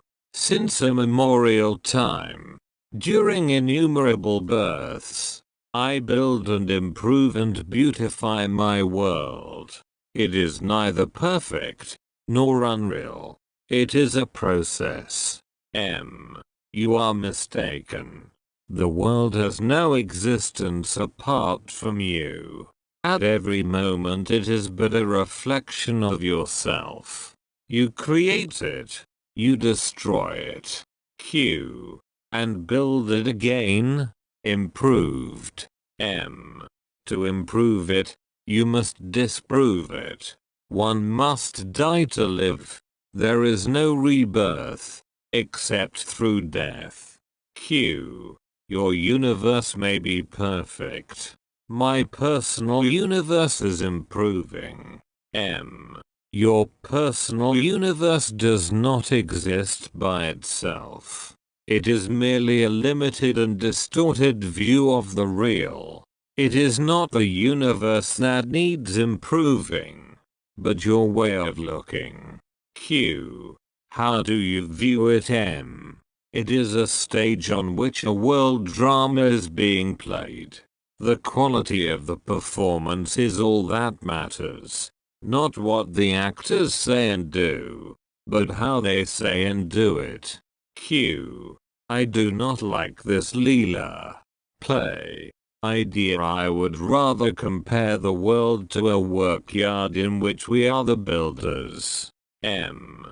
You take it too seriously. What is wrong with play? You have a purpose only as long as you are not complete. Purna. Till then completeness, perfection, is the purpose. But when you are complete in yourself, fully integrated within and without, then you enjoy the universe. You do not labor at it. To the disintegrated you may seem working hard, but that is their illusion. Sportsmen seem to make tremendous efforts, yet their sole motive is to play and display. Q. Do you mean to say that God is just having fun? That he is engaged in purposeless action? M. God is not only true and good, he is also beautiful. Sacham Shivam Sundaram. He creates beauty for the joy of it. Q. Well, then beauty is his purpose. M. Why do you introduce purpose? Purpose implies movement, change, a sense of imperfection. God does not aim at beauty. Whatever he does is beautiful. Would you say that a flower is trying to be beautiful? It is beautiful by its very nature. Similarly, God is perfection itself, not an effort at perfection. Q. The purpose fulfills itself in beauty. M. What is beautiful? Whatever is perceived blissfully is beautiful. Bliss is the essence of beauty. Q. You speak of Satchitananda. That I am is obvious. That I know is obvious. That I am happy is not at all obvious. Where is my happiness gone? M. Be fully aware of your own being and you will be in bliss consciously. Because you take your mind off yourself and make it dwell on what you are not, you lose your sense of well-being, of being well. Q. There are two paths before us. The path of effort, Yoga Marga, and the path of ease, Bhoga Marga. Both led to the same goal, liberation. M. Why do you call Bhoga a path? How can ease bring you perfection? Q. The perfect renouncer, yogi, will find reality. The perfect enjoyer, bhoji, also will come to it. M. How can it be? Aren't they contradictory? Q. The extremes meet. To be a perfect bhoji is more difficult than to be a perfect yogi. I am a humble man and cannot venture judgments of value. Both the yogi and the bhoji, after all, are concerned with the search for happiness. The yogi wants it permanent. The bhoji is satisfied with the intermittent. Often the bhoji strives harder than the yogi. M. What is your happiness worth when you have to strive and labor for it? True happiness is spontaneous and effortless. Q. All beings seek happiness. The means only differ. Some seek it within and are therefore called yogis. Some seek it without and are condemned as bhojis. Yet they need each other. M. Pleasure and pain alternate. Happiness is unshakable. What you can seek and find is not the real thing. Find what you have never lost. Find the inalienable. 26. Personality, an obstacle. Questioner. As I can see, the world is a school of yoga and life itself is yoga practice. Everybody strives for perfection, and what is yoga but striving? There is nothing contemptible about the so-called common people and their common lives.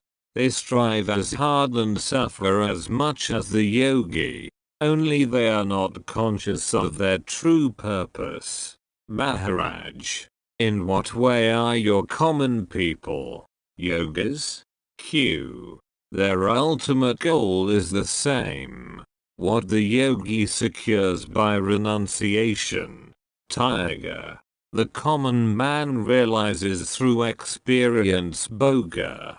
The way of bhoga is unconscious and, therefore, repetitive and protracted, while the way of yoga is deliberate and intense and, therefore, can be more rapid.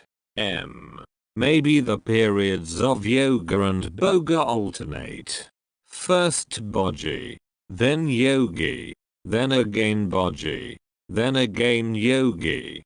Q. What may be the purpose? M.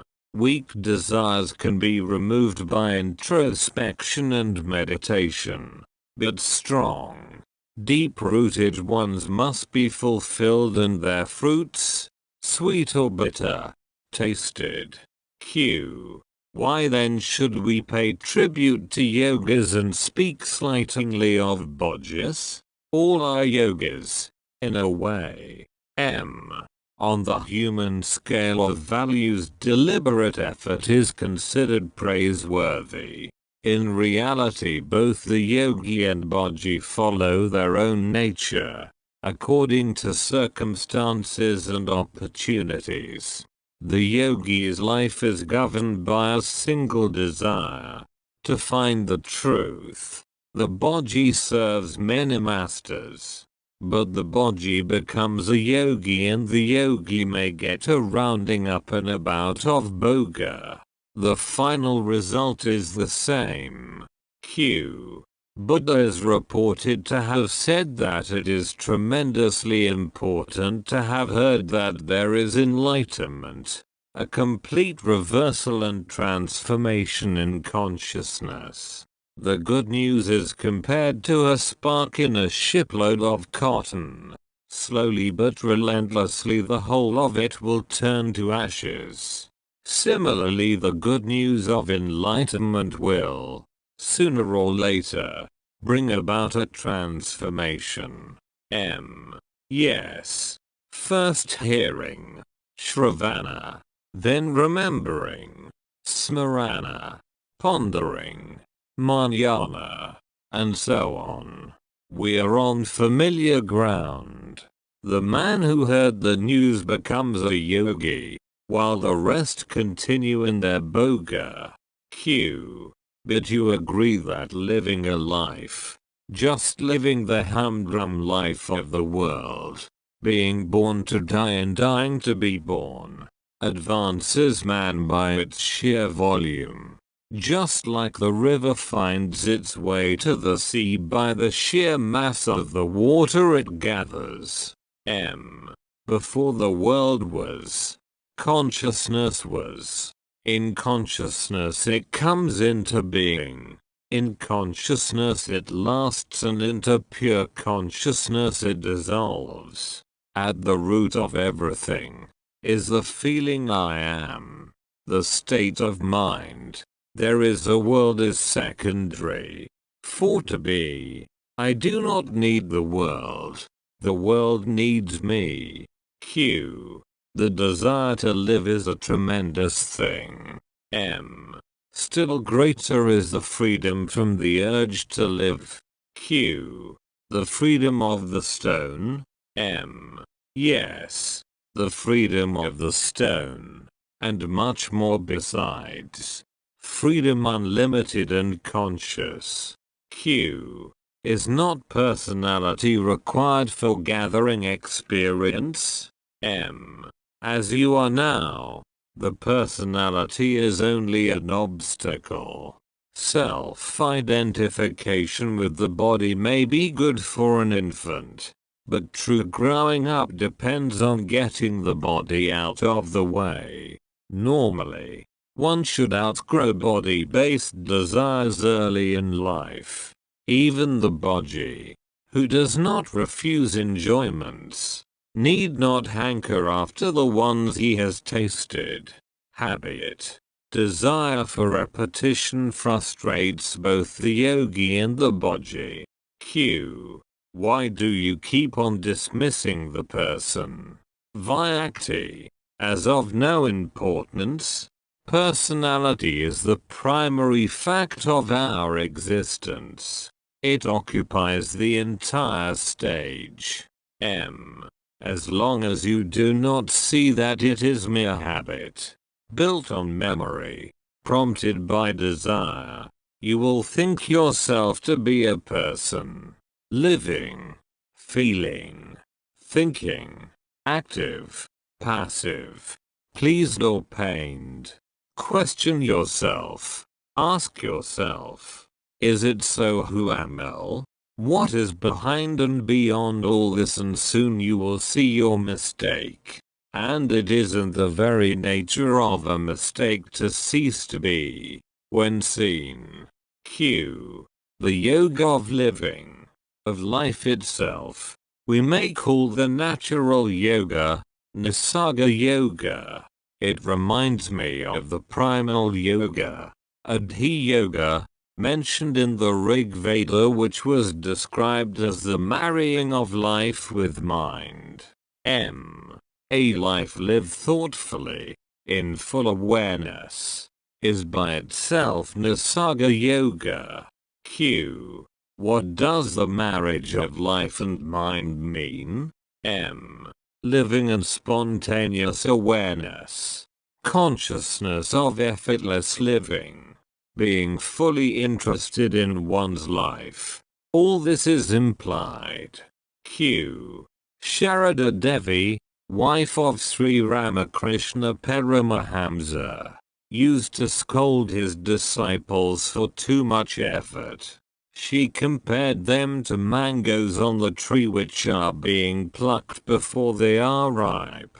Why hurry? She used to say. Wait till you are fully ripe, mellow and sweet. How right she was. There are so many who take the dawn for the noon, a momentary experience for full realization, and destroy even the little they gain by excess of pride.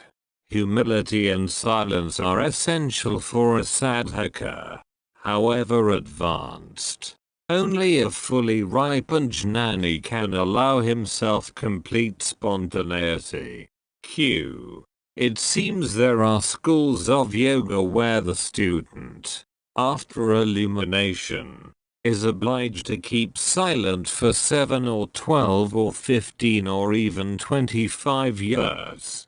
Even Bhagavan Sri Ramana Maharshi imposed on himself 20 years of silence before he began to teach.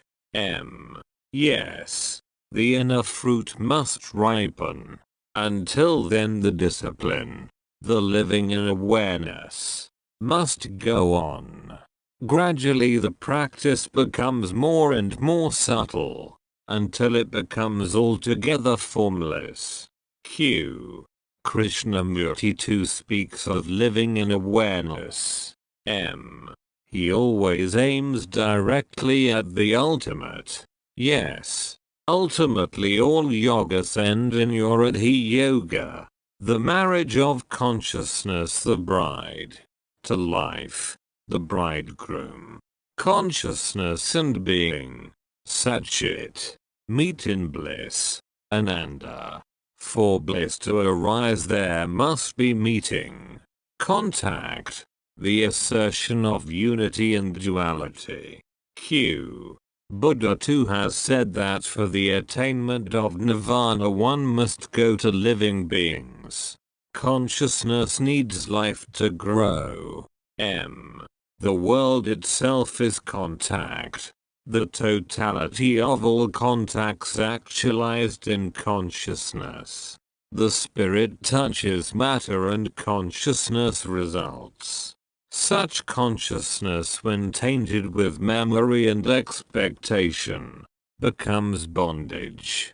Pure experience does not bind. Experience caught between desire and fear is impure and creates karma. Q. Can there be happiness in unity? Does not all happiness imply necessarily contact? Hence duality? There is nothing wrong with duality as long as it does not create conflict. Multiplicity and variety without strife is joy. In pure consciousness there is light. For warmth, contact is needed. Above the unity of being is the union of love. Love is the meaning and purpose of duality. Q. I am an adopted child. My own father I do not know. My mother died when I was born. My foster father, to please my foster mother, who was childless, adopted me, almost by accident. He is a simple man, a truck owner and driver. My mother keeps the house. I am 24 years now. For the last 2.5 years I am traveling, restless, seeking. I want to live a good life, a holy life. What am I to do? Go home. Take charge of your father's business. Look after your parents in their old age. Marry the girl who is waiting for you. Be loyal. Be simple. Be humble. Hide your virtue. Live silently. The 5 senses and the 3 qualities gunas are your 8 steps in yoga. And I am is the great reminder. Mahamantra. You can learn from them all you need to know. Be attentive. Inquire ceaselessly. That is all. Q. If just living one's life liberates, why are not all liberated? All are being liberated. It is not what you live, but how you live that matters. The idea of enlightenment is of utmost importance. Just to know that there is such possibility changes one's entire outlook. It acts like a burning match in a heap of sawdust. All the great teachers did nothing else. A spark of truth can burn up a mountain of lies. The opposite is also true. The sun of truth remains hidden behind the cloud of self-identification with the body. Q. This spreading the good news of enlightenment seems very important. M. The very hearing of it is a promise of enlightenment. The very meeting a guru is the assurance of liberation. Perfection is life-giving and creative. Q. Does a realized man ever think, I am realized? Is he not astonished when people make much of him? Does he not take himself to be an ordinary human being? M. Neither ordinary nor extraordinary, just being aware and affectionate intensely. He looks at himself without indulging in self-definitions and self-identifications. He does not know himself as anything apart from the world. He is the world. He is completely rid of himself, like a man who is very rich, but continually gives away his riches. He is not rich, for he has nothing. He is not poor, for he gives abundantly. He is just propertyless. Similarly, the realized man is egoless. He has lost the capacity of identifying himself with anything. He is without location, placeless, beyond space and time, beyond the world, beyond words and thoughts is he. Q. Well, it is deep mystery to me. I am a simple man. M. It is you who are deeply complex, mysterious, hard to understand. I am simplicity itself. Compared to you, I am what is, without any distinction whatsoever into inner and outer, mine and yours, good and bad. What the world is, I am. What I am, the world is. Q. How does it happen that each man creates his own world? M. When a number of people are asleep, each dreams his own dream. Only on awakening the question of many different dreams arises and dissolves when they are all seen as dreams, as something imagined. Q. Even dreams have a foundation. M. In memory. Even then, what is remembered is but another dream. The memory of the false cannot but give rise to the false. There is nothing wrong with memory as such. What is false is its content. Remember facts. Forget opinions. Q. What is a fact? M. What is perceived in pure awareness, unaffected by desire. 27. The beginningless begins forever. Questioner. The other day I was asking you about the two ways of growth, renunciation and enjoyment, yoga and bhoga. The difference is not so great as it looks. The yogi renounces to enjoy. The bhogi enjoys to renounce. The yogi renounces first. Maharaj. So what? Leave the yogi to his yoga and the bhogi to bhoga. Q. The way of bhoga seems to me the better one. The yogi is like a green mango, separated from the tree prematurely and kept to open in a basket of straw. Airless and overheated, it does get ripe, but the true flavor and fragrance are lost. The mango left on the tree grows to full size, color and sweetness, a joy in every way. Yet somehow yoga gets all the praises, and bhoga all the curses. As I see it, bhoga is the better of the two. M. What makes you say so? Q. I watched the yogis and their enormous efforts. Even when they realize there is something bitter or astringent about it, they seem to spend much of their time in trances, and when they speak, they merely voice their scriptures. At their best, such jnanas are like flowers. Perfect, but just little flowers, shedding their fragrance within a short radius. There are some others who are like forests, rich, varied, immense, full of surprises, a world in themselves. There must be a reason for this difference. Well, you said it. According to you, one got stunted in his yoga, while the other flourished in boga. Q. Is it not so? The yogi is afraid of life and seeks peace, while the bodhi is adventurous, full of spirits, forward-going. The yogi is bound by an ideal, while the bodhi is ever ready to explore.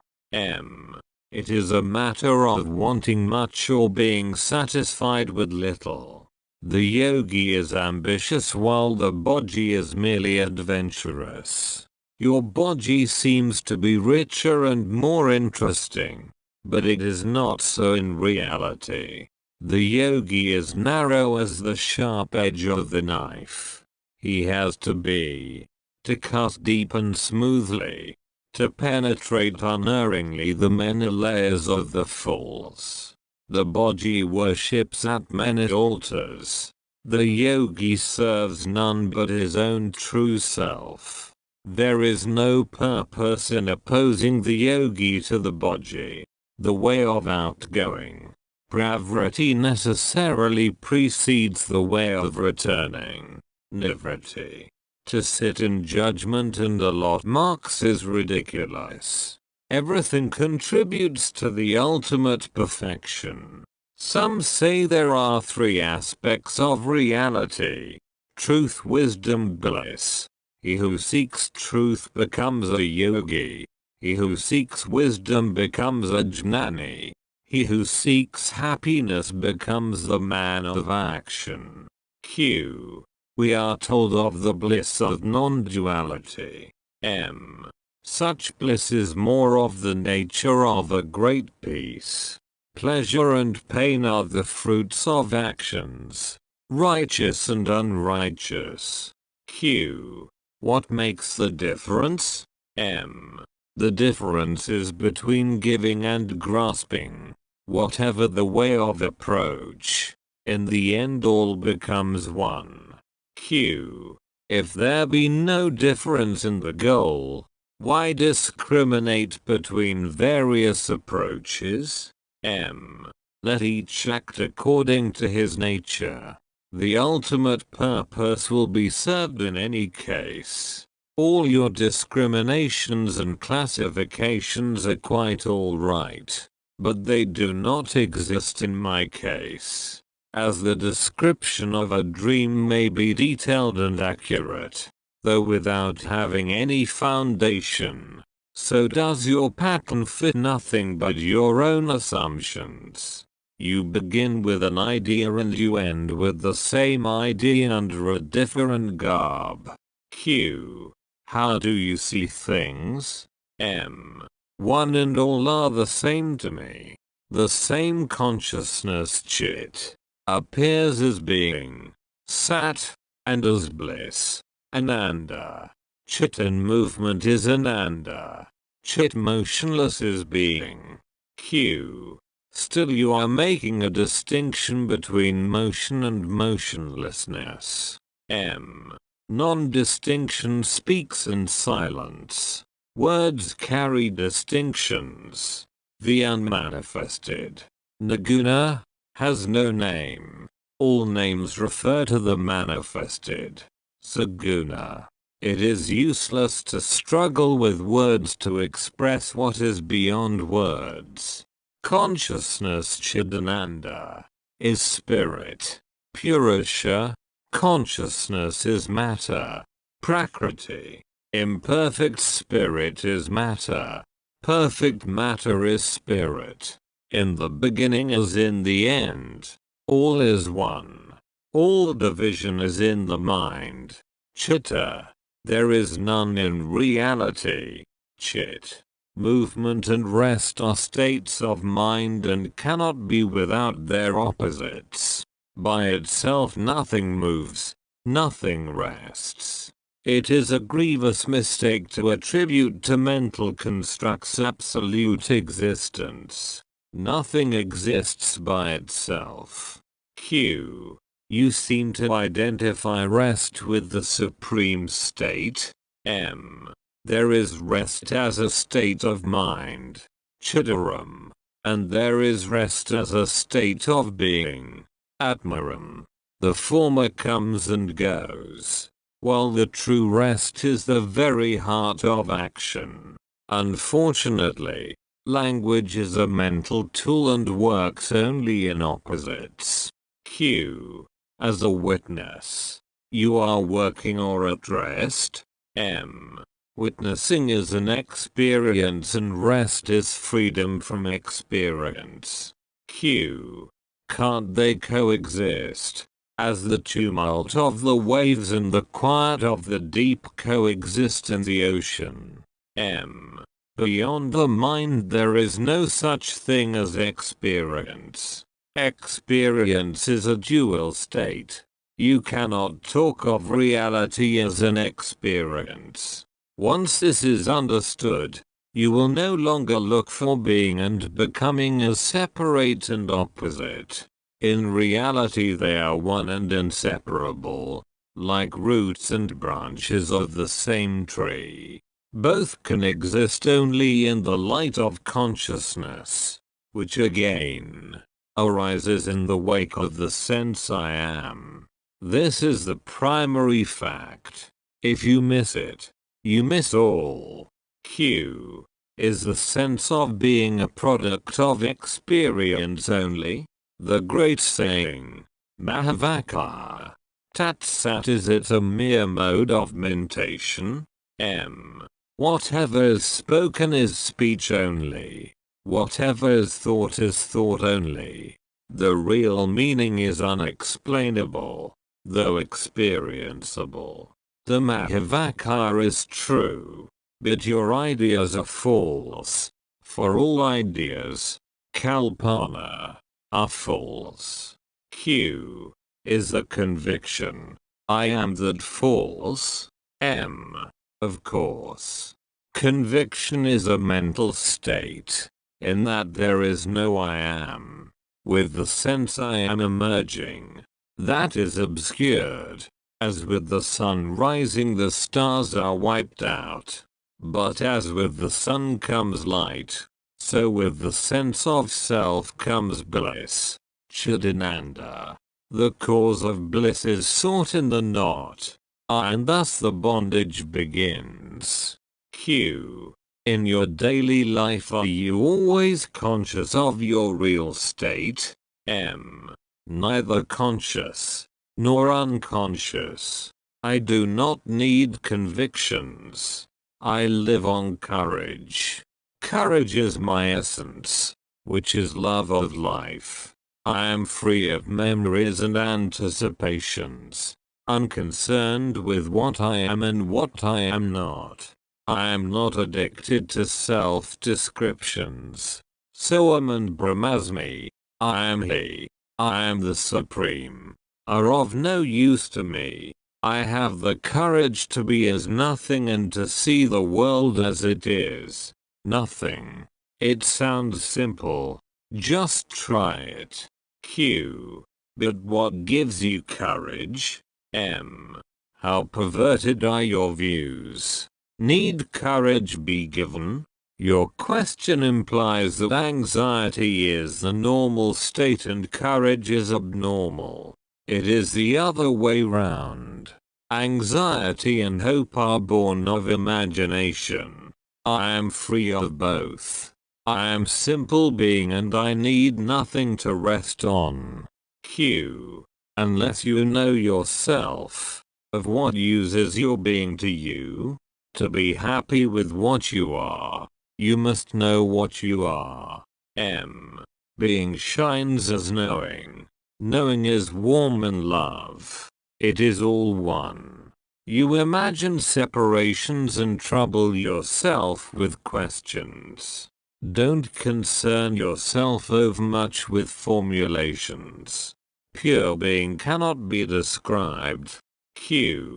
Unless a thing is knowable and enjoyable, it is of no use to me. It must become a part of my experience. First of all, you are dragging down reality to the level of experience. How can reality depend on experience, when it is the very ground, ardor of experience? Reality is in the very fact of experience, not in its nature. Experience is, after all, a state of mind, while being is definitely not a state of mind. Again I am confused. Is being separate from knowing? The separation is an appearance. Just as the dream is not apart from the dreamer, so is knowing not apart from being. The dream is the dreamer. The knowledge is the knower. The distinction is merely verbal. I can see now that Sat and Chit are one. But what about bliss? Ananda? Being and consciousness are always present together. But bliss flashes only occasionally. The undisturbed state of being is bliss. The disturbed state is what appears as the world. In non-duality there is bliss. In duality, experience. What comes and goes is experience with its duality of pain and pleasure. Bliss is not to be known. One is always bliss, but never blissful. Bliss is not an attribute. I have another question to ask. Some yogis attain their goal, but it is of no use to others. They do not know, or are not able to share. Those who can share out what they have, initiate others. Where lies the difference? There is no difference. Your approach is wrong. There are no others to help. A rich man, when he hands over his entire fortune to his family, has not a coin left to give a beggar. So is the wise man, Jnani, stripped of all his powers and possessions. Nothing, literally nothing, can be said about him. He cannot help anybody, for he is everybody.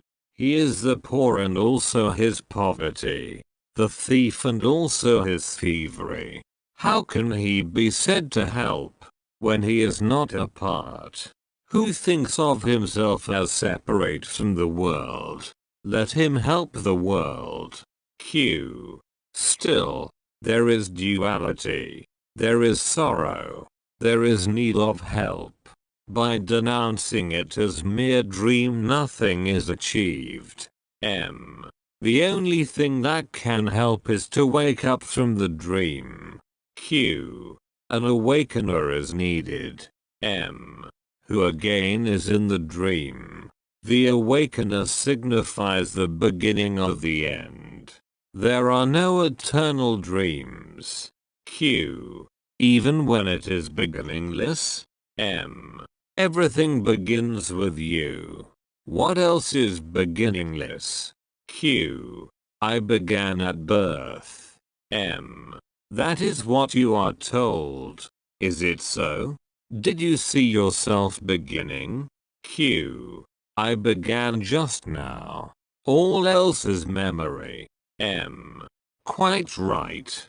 The beginningless begins forever. In the same way, I give eternally, because I have nothing. To be nothing, To have nothing, to keep nothing for oneself is the greatest gift, the highest generosity. Q. Is there no self-concern left? M. Of course I am self-concerned, but the self is all. In practice it takes the shape of goodwill, unfailing and universal.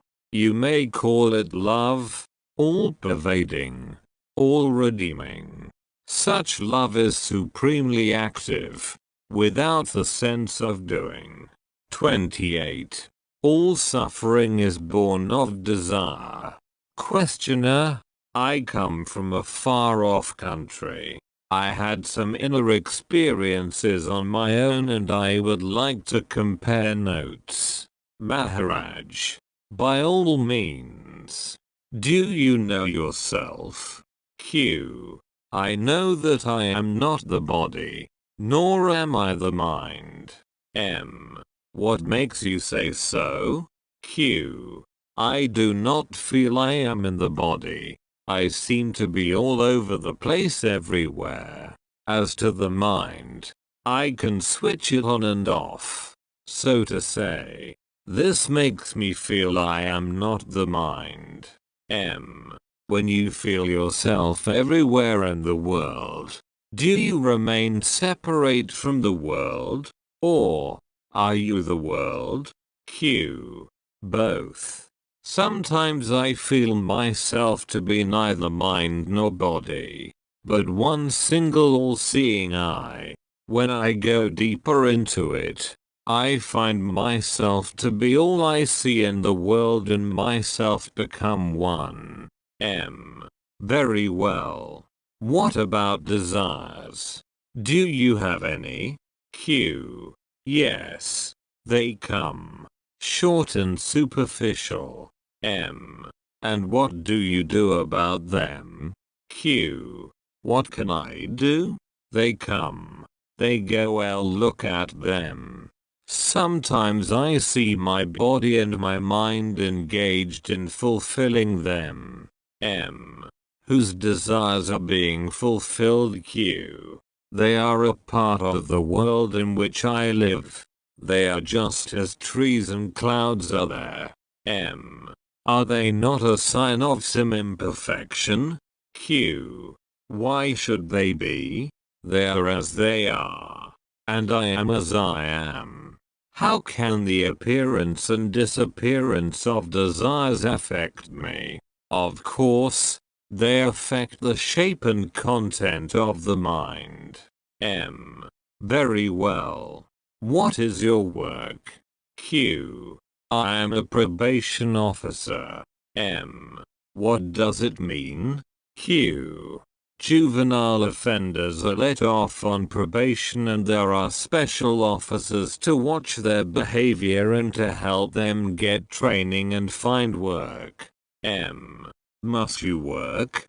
Q. Who works? Work happens to take place. M.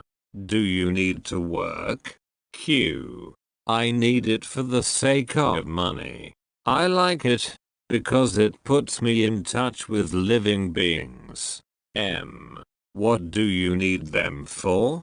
Q. They may need me and it is their destinies that made me take up this work. It is one life. After M. How did you come to your present state? Q. Sri Ramana Maharshi's teachings have put me on my way.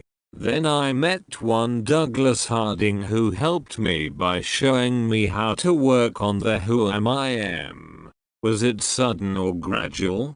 Q. It was quite sudden.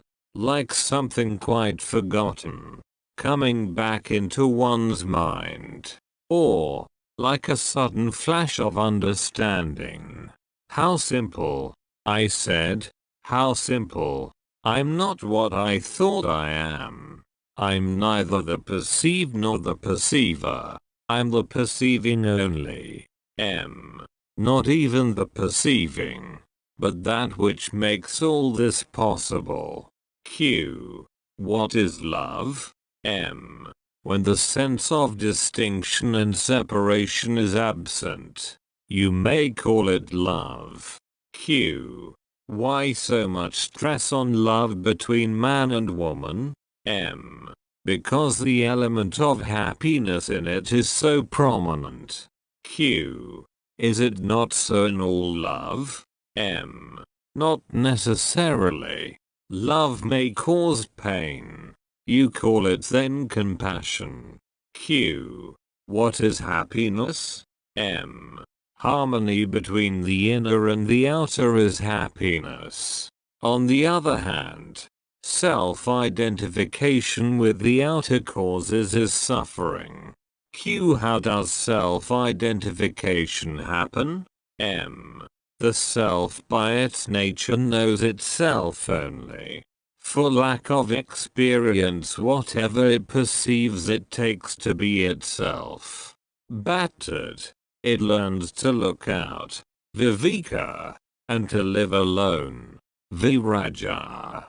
When right behavior, aparity, becomes normal, a powerful inner urge, mukshutva, makes it seek its source. The candle of the body is lighted and all becomes clear and bright. Q. What is the real cause of suffering? M. Self-identification with the limited, vyaktitva. Sensations as such, however strong, do not cause suffering. It is the mind bewildered by wrong ideas, addicted to thinking, I am this, I am that, that fears loss and craves gain and suffers when frustrated. Q. A friend of mine used to have horrible dreams night after night. Going to sleep would terrorize him. Nothing could help him. M. Company of the truly good, satsang, would help him. Q. Life itself is a nightmare. M. Noble friendship, satsang, is the supreme remedy for all ills, physical and mental. Q. Generally one cannot find such friendship. M. Seek within. Your own self is your best friend. Q. Why is life so full of contradictions? M. It serves to break down mental pride. We must realize how poor and powerless we are. As long as we delude ourselves by what we imagine ourselves to be, to know, to have, to do, we are in a sad plight indeed. Only in complete self-negation there is a chance to discover our real being. Q. Why so much stress on self-negation? M. As much as on self-realization. The false self must be abandoned before the real self can be found. Q. The self you choose to call false is to me most distressingly real. It is the only self I know. What you call the real self is a mere concept, a way of speaking, a creature of the mind, an attractive ghost. My daily self is not a beauty, I admit, but it is my own and only self. You say I am, or have, another self. Do you see it? Is it a reality to you? Or do you want me to believe what you yourself don't see?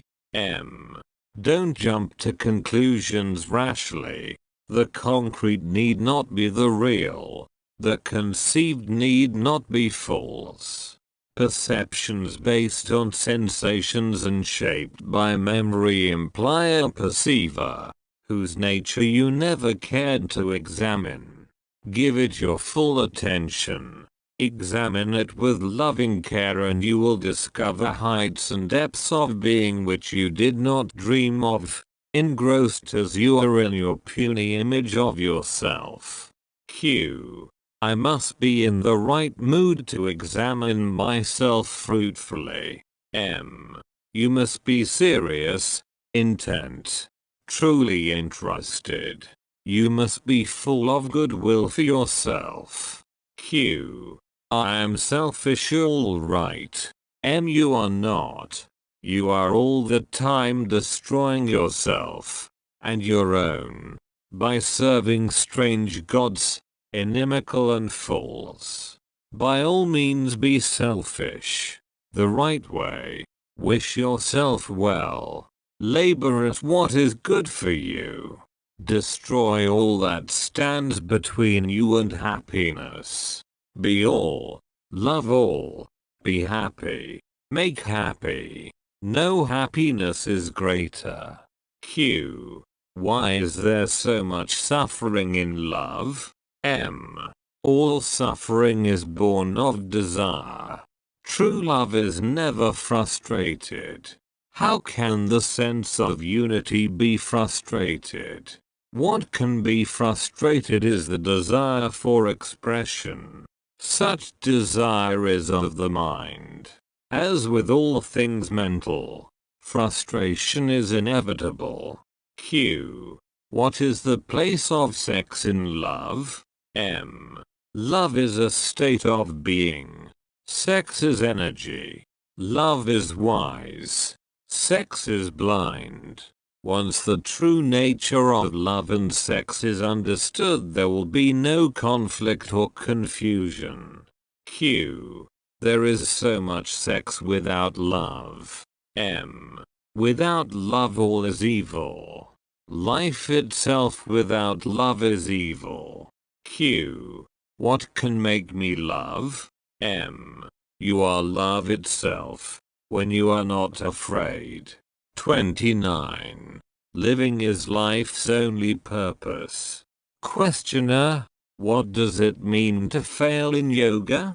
Who is a failure in yoga? Yoga Bhrashta. Maharaj. It is only a question of incompletion. He who could not complete his yoga for some reason is called failed in yoga. Such failure is only temporary, for there can be no defeat in yoga. This battle is always won, for it is a battle between the true and the false. The false has no chance. Q. Who fails? The person. Vyakti. Or the self. Vyakta. M. The question is wrongly put. There is no question of failure, neither in the short run nor in the long. It is like traveling a long and arduous road in an unknown country. Of all the innumerable steps, there is only the last which brings you to your destination. Yet you will not consider all previous steps as failures. Each brought you nearer to your goal, even when you had to turn back to bypass an obstacle. In reality, each step brings you to your goal, because to be always on the move, learning, discovering, unfolding, is your eternal destiny. Living is life's only purpose. The self does not identify itself with success or failure. The very idea of becoming this or that is unthinkable. The self understands that success and failure are relative and related, that they are the very warp and weft of life. Learn from both and go beyond. If you have not learned, repeat. Q. What am I to learn? M. To live without self-concern. For this you must know your own true being, Swarupa, as indomitable, fearless, ever victorious. Once you know with absolute certainty that nothing can trouble you but your own imagination, you come to disregard your desires and fears, concepts and ideas, and live by truth alone. Q. What may be the reason that some people succeed and others fail in yoga? Is it destiny or character? Or just accident? Nobody ever fails in yoga. It is all a matter of the rate of progress. It is slow in the beginning and rapid in the end. When one is fully matured, realization is explosive. It takes place spontaneously, or at the slightest hint. The quick is not better than the slow. Slow ripening and rapid flowering alternate. Both are natural and right. Yet, all this is so in the mind only. As I see it, there is really nothing of the kind. In the great mirror of consciousness, images arise and disappear, and only memory gives them continuity. And memory is material, destructible, perishable, transient. On such flimsy foundations we build a sense of personal existence. Vague, intermittent, dreamlike. This vague persuasion, I am so and so, obscures the changeless state of pure awareness and makes us believe that we are born to suffer and to die. Just as a child cannot help growing, so does a man, compelled by nature, make progress. Why exert oneself? Where is the need of yoga? There is progress all the time. Everything contributes to progress. But this is the progress of ignorance. The circles of ignorance may be ever widening, yet it remains a bondage all the same. In due course a guru appears to teach and inspire us to practice yoga, and a ripening takes place as a result of which the immemorial night of ignorance dissolves before the rising sun of wisdom. But in reality nothing happened. The sun is always there. There is no night to it. The mind, blinded by the I am the body idea, spins out endlessly its thread of illusion. If all is a part of a natural process, where is the need of effort? Even effort is a part of it. When ignorance becomes obstinate and hardened, the character gets perverted. Effort and the pain of it become inevitable. In complete obedience to nature there is no effort. The seed of spiritual life grows in silence and in darkness until its appointed hour. We come across some great people who, in their old age, become childish, petty, quarrelsome and spiteful. How could they deteriorate so much? They were not perfect yogis, having their bodies under complete control. Or, they might not have cared to protect their bodies from the natural decay. One must not draw conclusions without understanding all the factors. Above all, one must not make judgments of inferiority or superiority. Youthfulness is more a matter of vitality prana than of wisdom, jnana. One may get old, but why should one lose all alertness and discrimination? Consciousness and unconsciousness, while in the body, depend on the condition of the brain. But the self is beyond both, beyond the brain, beyond the mind. The fault of the instrument is no reflection on its user. I was told that a realized man will never do anything unseemly. He will always behave in an exemplary way. Who sets the example? Why should a liberated man necessarily follow conventions? The moment he becomes predictable, He cannot be free. His freedom lies in his being free to fulfill the need of the moment, to obey the necessity of the situation. Freedom to do what one likes is really bondage, while being free to do what one must, what is right, is real freedom. Q. Still there must be some way of making out who has realized and who has not. If one is indistinguishable from the other, of what use is he? M. He who knows himself has no doubt about it, nor does he care whether others recognize his state or not. Rare is the realized man who discloses his realization, and fortunate are those who have met him, for he does it for their abiding welfare. Q. When one looks round, one is appalled by the volume of unnecessary suffering that is going on. People who should be helped are not getting help.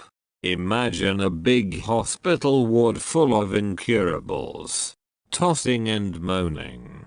Were you given the authority to kill them all and end their torture, would you not do so? M. I would leave it to them to decide. Q. But if their destiny is to suffer, how can you interfere with destiny? M. Their destiny is what happens. There is no thwarting of destiny. You mean to say everybody's life is totally determined at his birth? What a strange idea. Were it so, the power that determines would see to it that nobody should suffer. Q. What about cause and effect? M. Each moment contains the whole of the past and creates the whole of the future. Q. But past and future exist? M. In the mind only. Time is in the mind. Space is in the mind. The law of cause and effect is also a way of thinking. In reality, all is here and now, and all is one. Multiplicity and diversity are in the mind only. Q.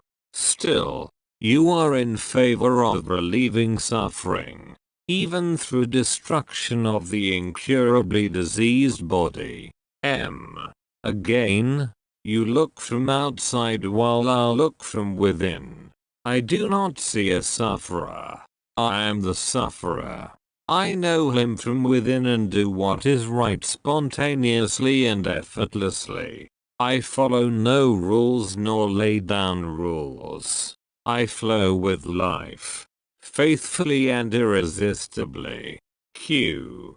Still you seem to be a very practical man in full control of your immediate surroundings. M. What else do you expect me to be? A misfit? Q. Yet you cannot help another much. M.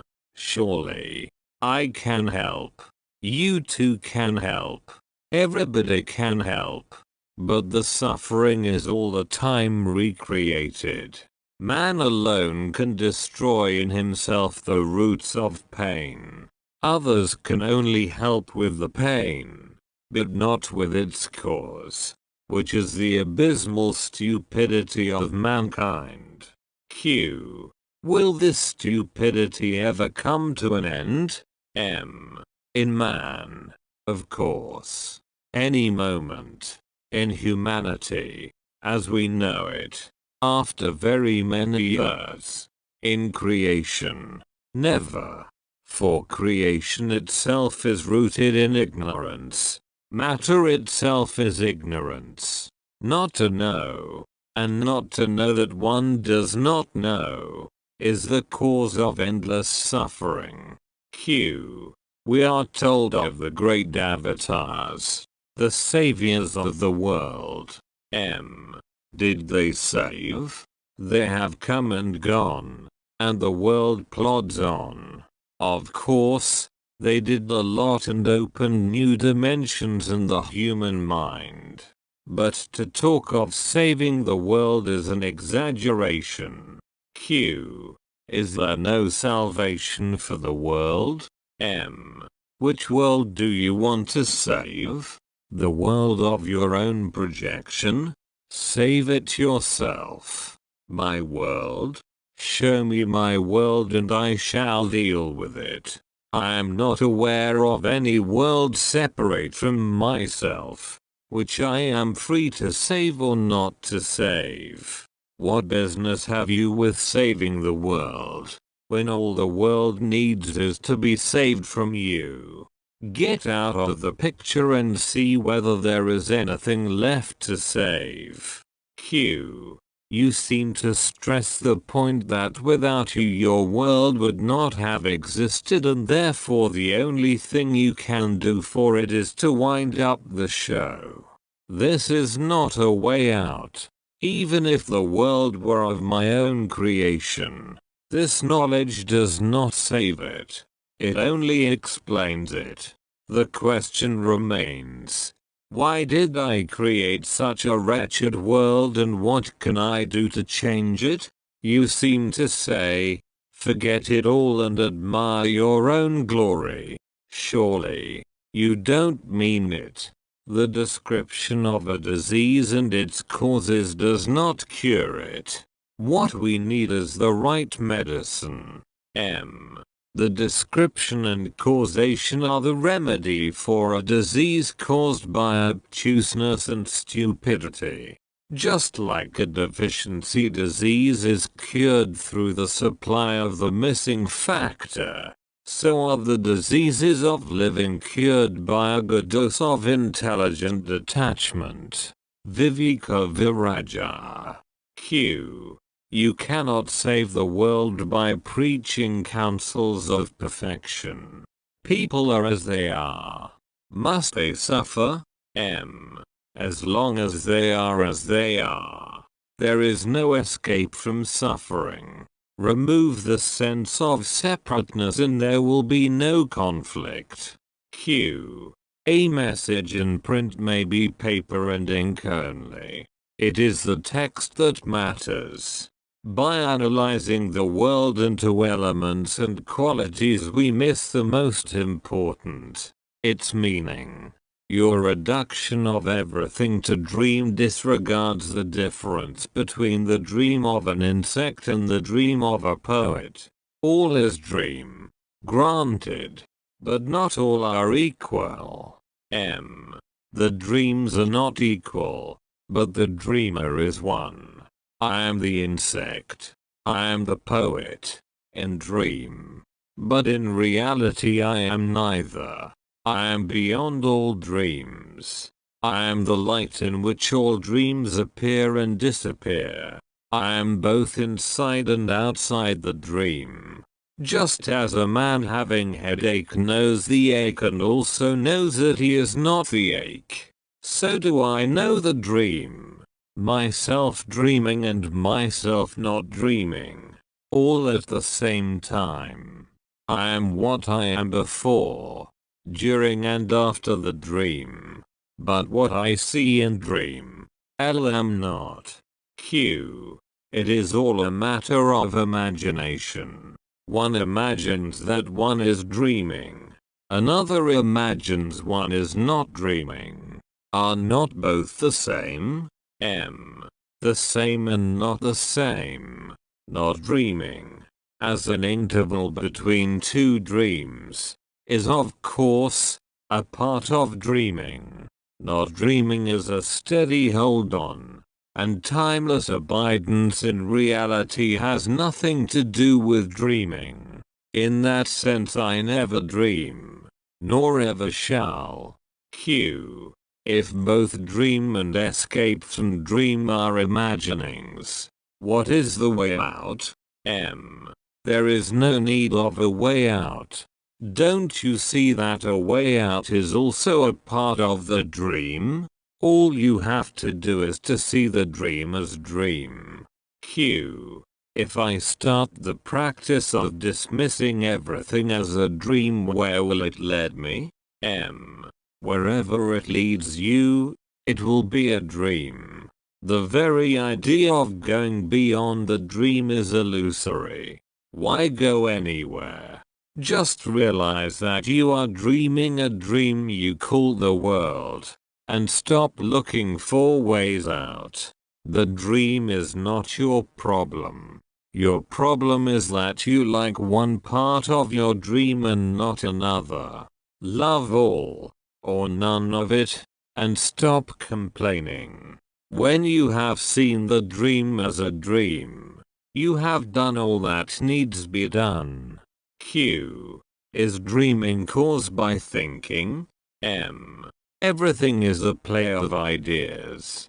In the state free from ideation, nirvikalpa samadhi, nothing is perceived. The root idea is, I am. It shatters the state of pure consciousness and is followed by the innumerable sensations and perceptions, feeling and ideas which in their totality constitute God and His world. The I am remains as the witness, but it is by the will of God that everything happens. Q. Why not by my will? M. Again you have split yourself into God and witness. Both are one. 30. You are free now. Questioner. There are so many theories about the nature of man and universe. The creation theory, the illusion theory, the dream theory, any number of them. Which is true? Maharaj. All are true. All are false. You can pick up whichever you like best. Q. You seem to favor the dream theory. M.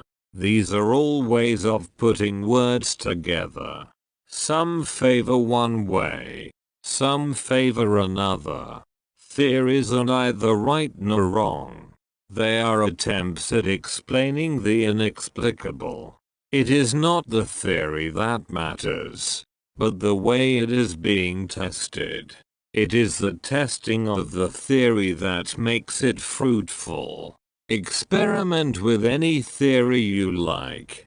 If you are truly earnest and honest, the attainment of reality will be yours. As a living being, you are caught in an untenable and painful situation and you are seeking a way out. You are being offered several plans of your prison. None quite true, but they all are of some value, only if you are in dead earnest. It is the earnestness that liberates and not the theory. Q. Theory may be misleading and earnestness blind. M. Your sincerity will guide you.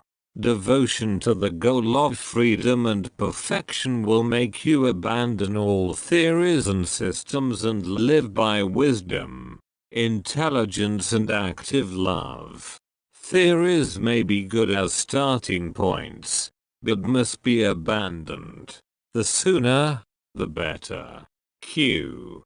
There is a yogi who says that for realization the eightfold yoga is not necessary. That willpower alone will do. It is enough to concentrate on the goal with full confidence and the power of pure will to obtain effortlessly and quickly what others take decades to achieve. M. Concentration, full confidence, pure will. With such assets, no wonder one attains in no time. This yoga of will is all right for the mature seeker, who has shed all desires but one. After all, what is will but steadiness of heart and mind? Given such steadfastness, all can be achieved. Q. I feel the yogi did not mean mere steadiness of purpose, resulting in ceaseless pursuit and application.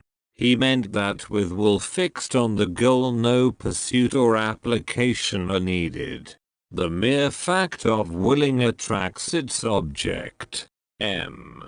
whatever name you give it, will, or steady purpose, or one-pointedness of the mind, you come back to earnestness, sincerity, honesty. When you are in dead earnest, you bend every incident, every second of your life to your purpose. You do not waste time and energy on other things. You are totally dedicated.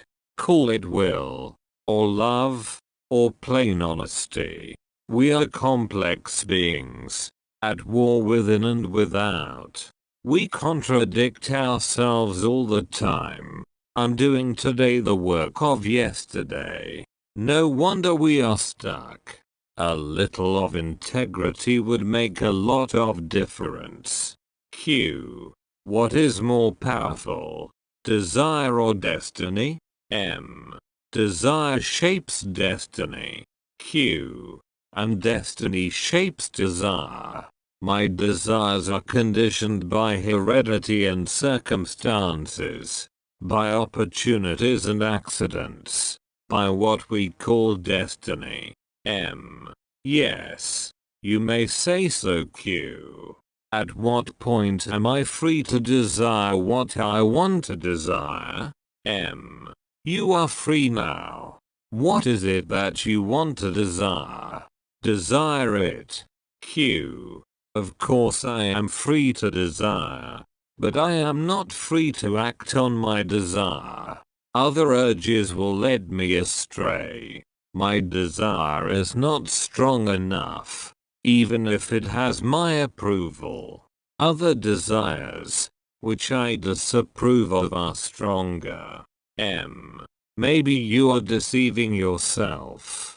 Maybe you are giving expression to your real desires and the ones you approve of are kept on the surface for the sake of respectability. Q. It may be as you say, but this is another theory. The fact is that I do not feel free to desire what I think I should. And when I seem to desire rightly, I do not act accordingly. M. It is all due to weakness of the mind and disintegration of the brain. Collect and strengthen your mind and you will find that your thoughts and feelings, words and actions will align themselves in the direction of your will. Q. Again, a counsel of perfection. To integrate and strengthen the mind is not an easy task. How does one begin? M. You can start only from where you are. You are here and now. You cannot get out of here and now. Q. But what can I do here and now? M. You can be aware of your being, here and now. Q. That is all? M. That is all. There is nothing more to it. Q. All my waking and dreaming I am conscious of myself. It does not help me much. M. You were aware of thinking, feeling, doing. You were not aware of your being.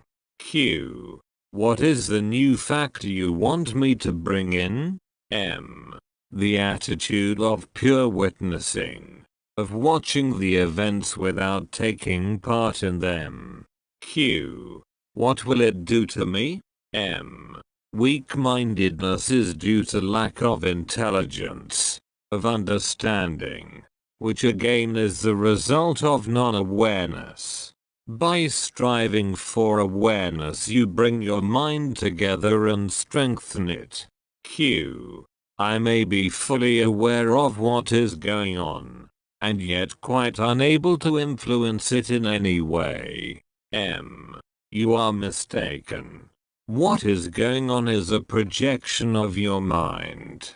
A weak mind cannot control its own projections. Be aware, therefore, of your mind and its projections. You cannot control what you do not know. On the other hand, knowledge gives power. In practice it is very simple. To control yourself, know yourself. Maybe I can come to control myself, but shall I be able to deal with the chaos in the world?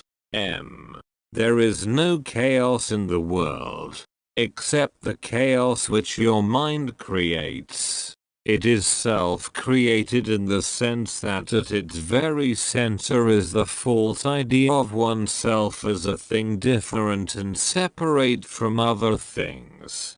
In reality you are not a thing, nor separate.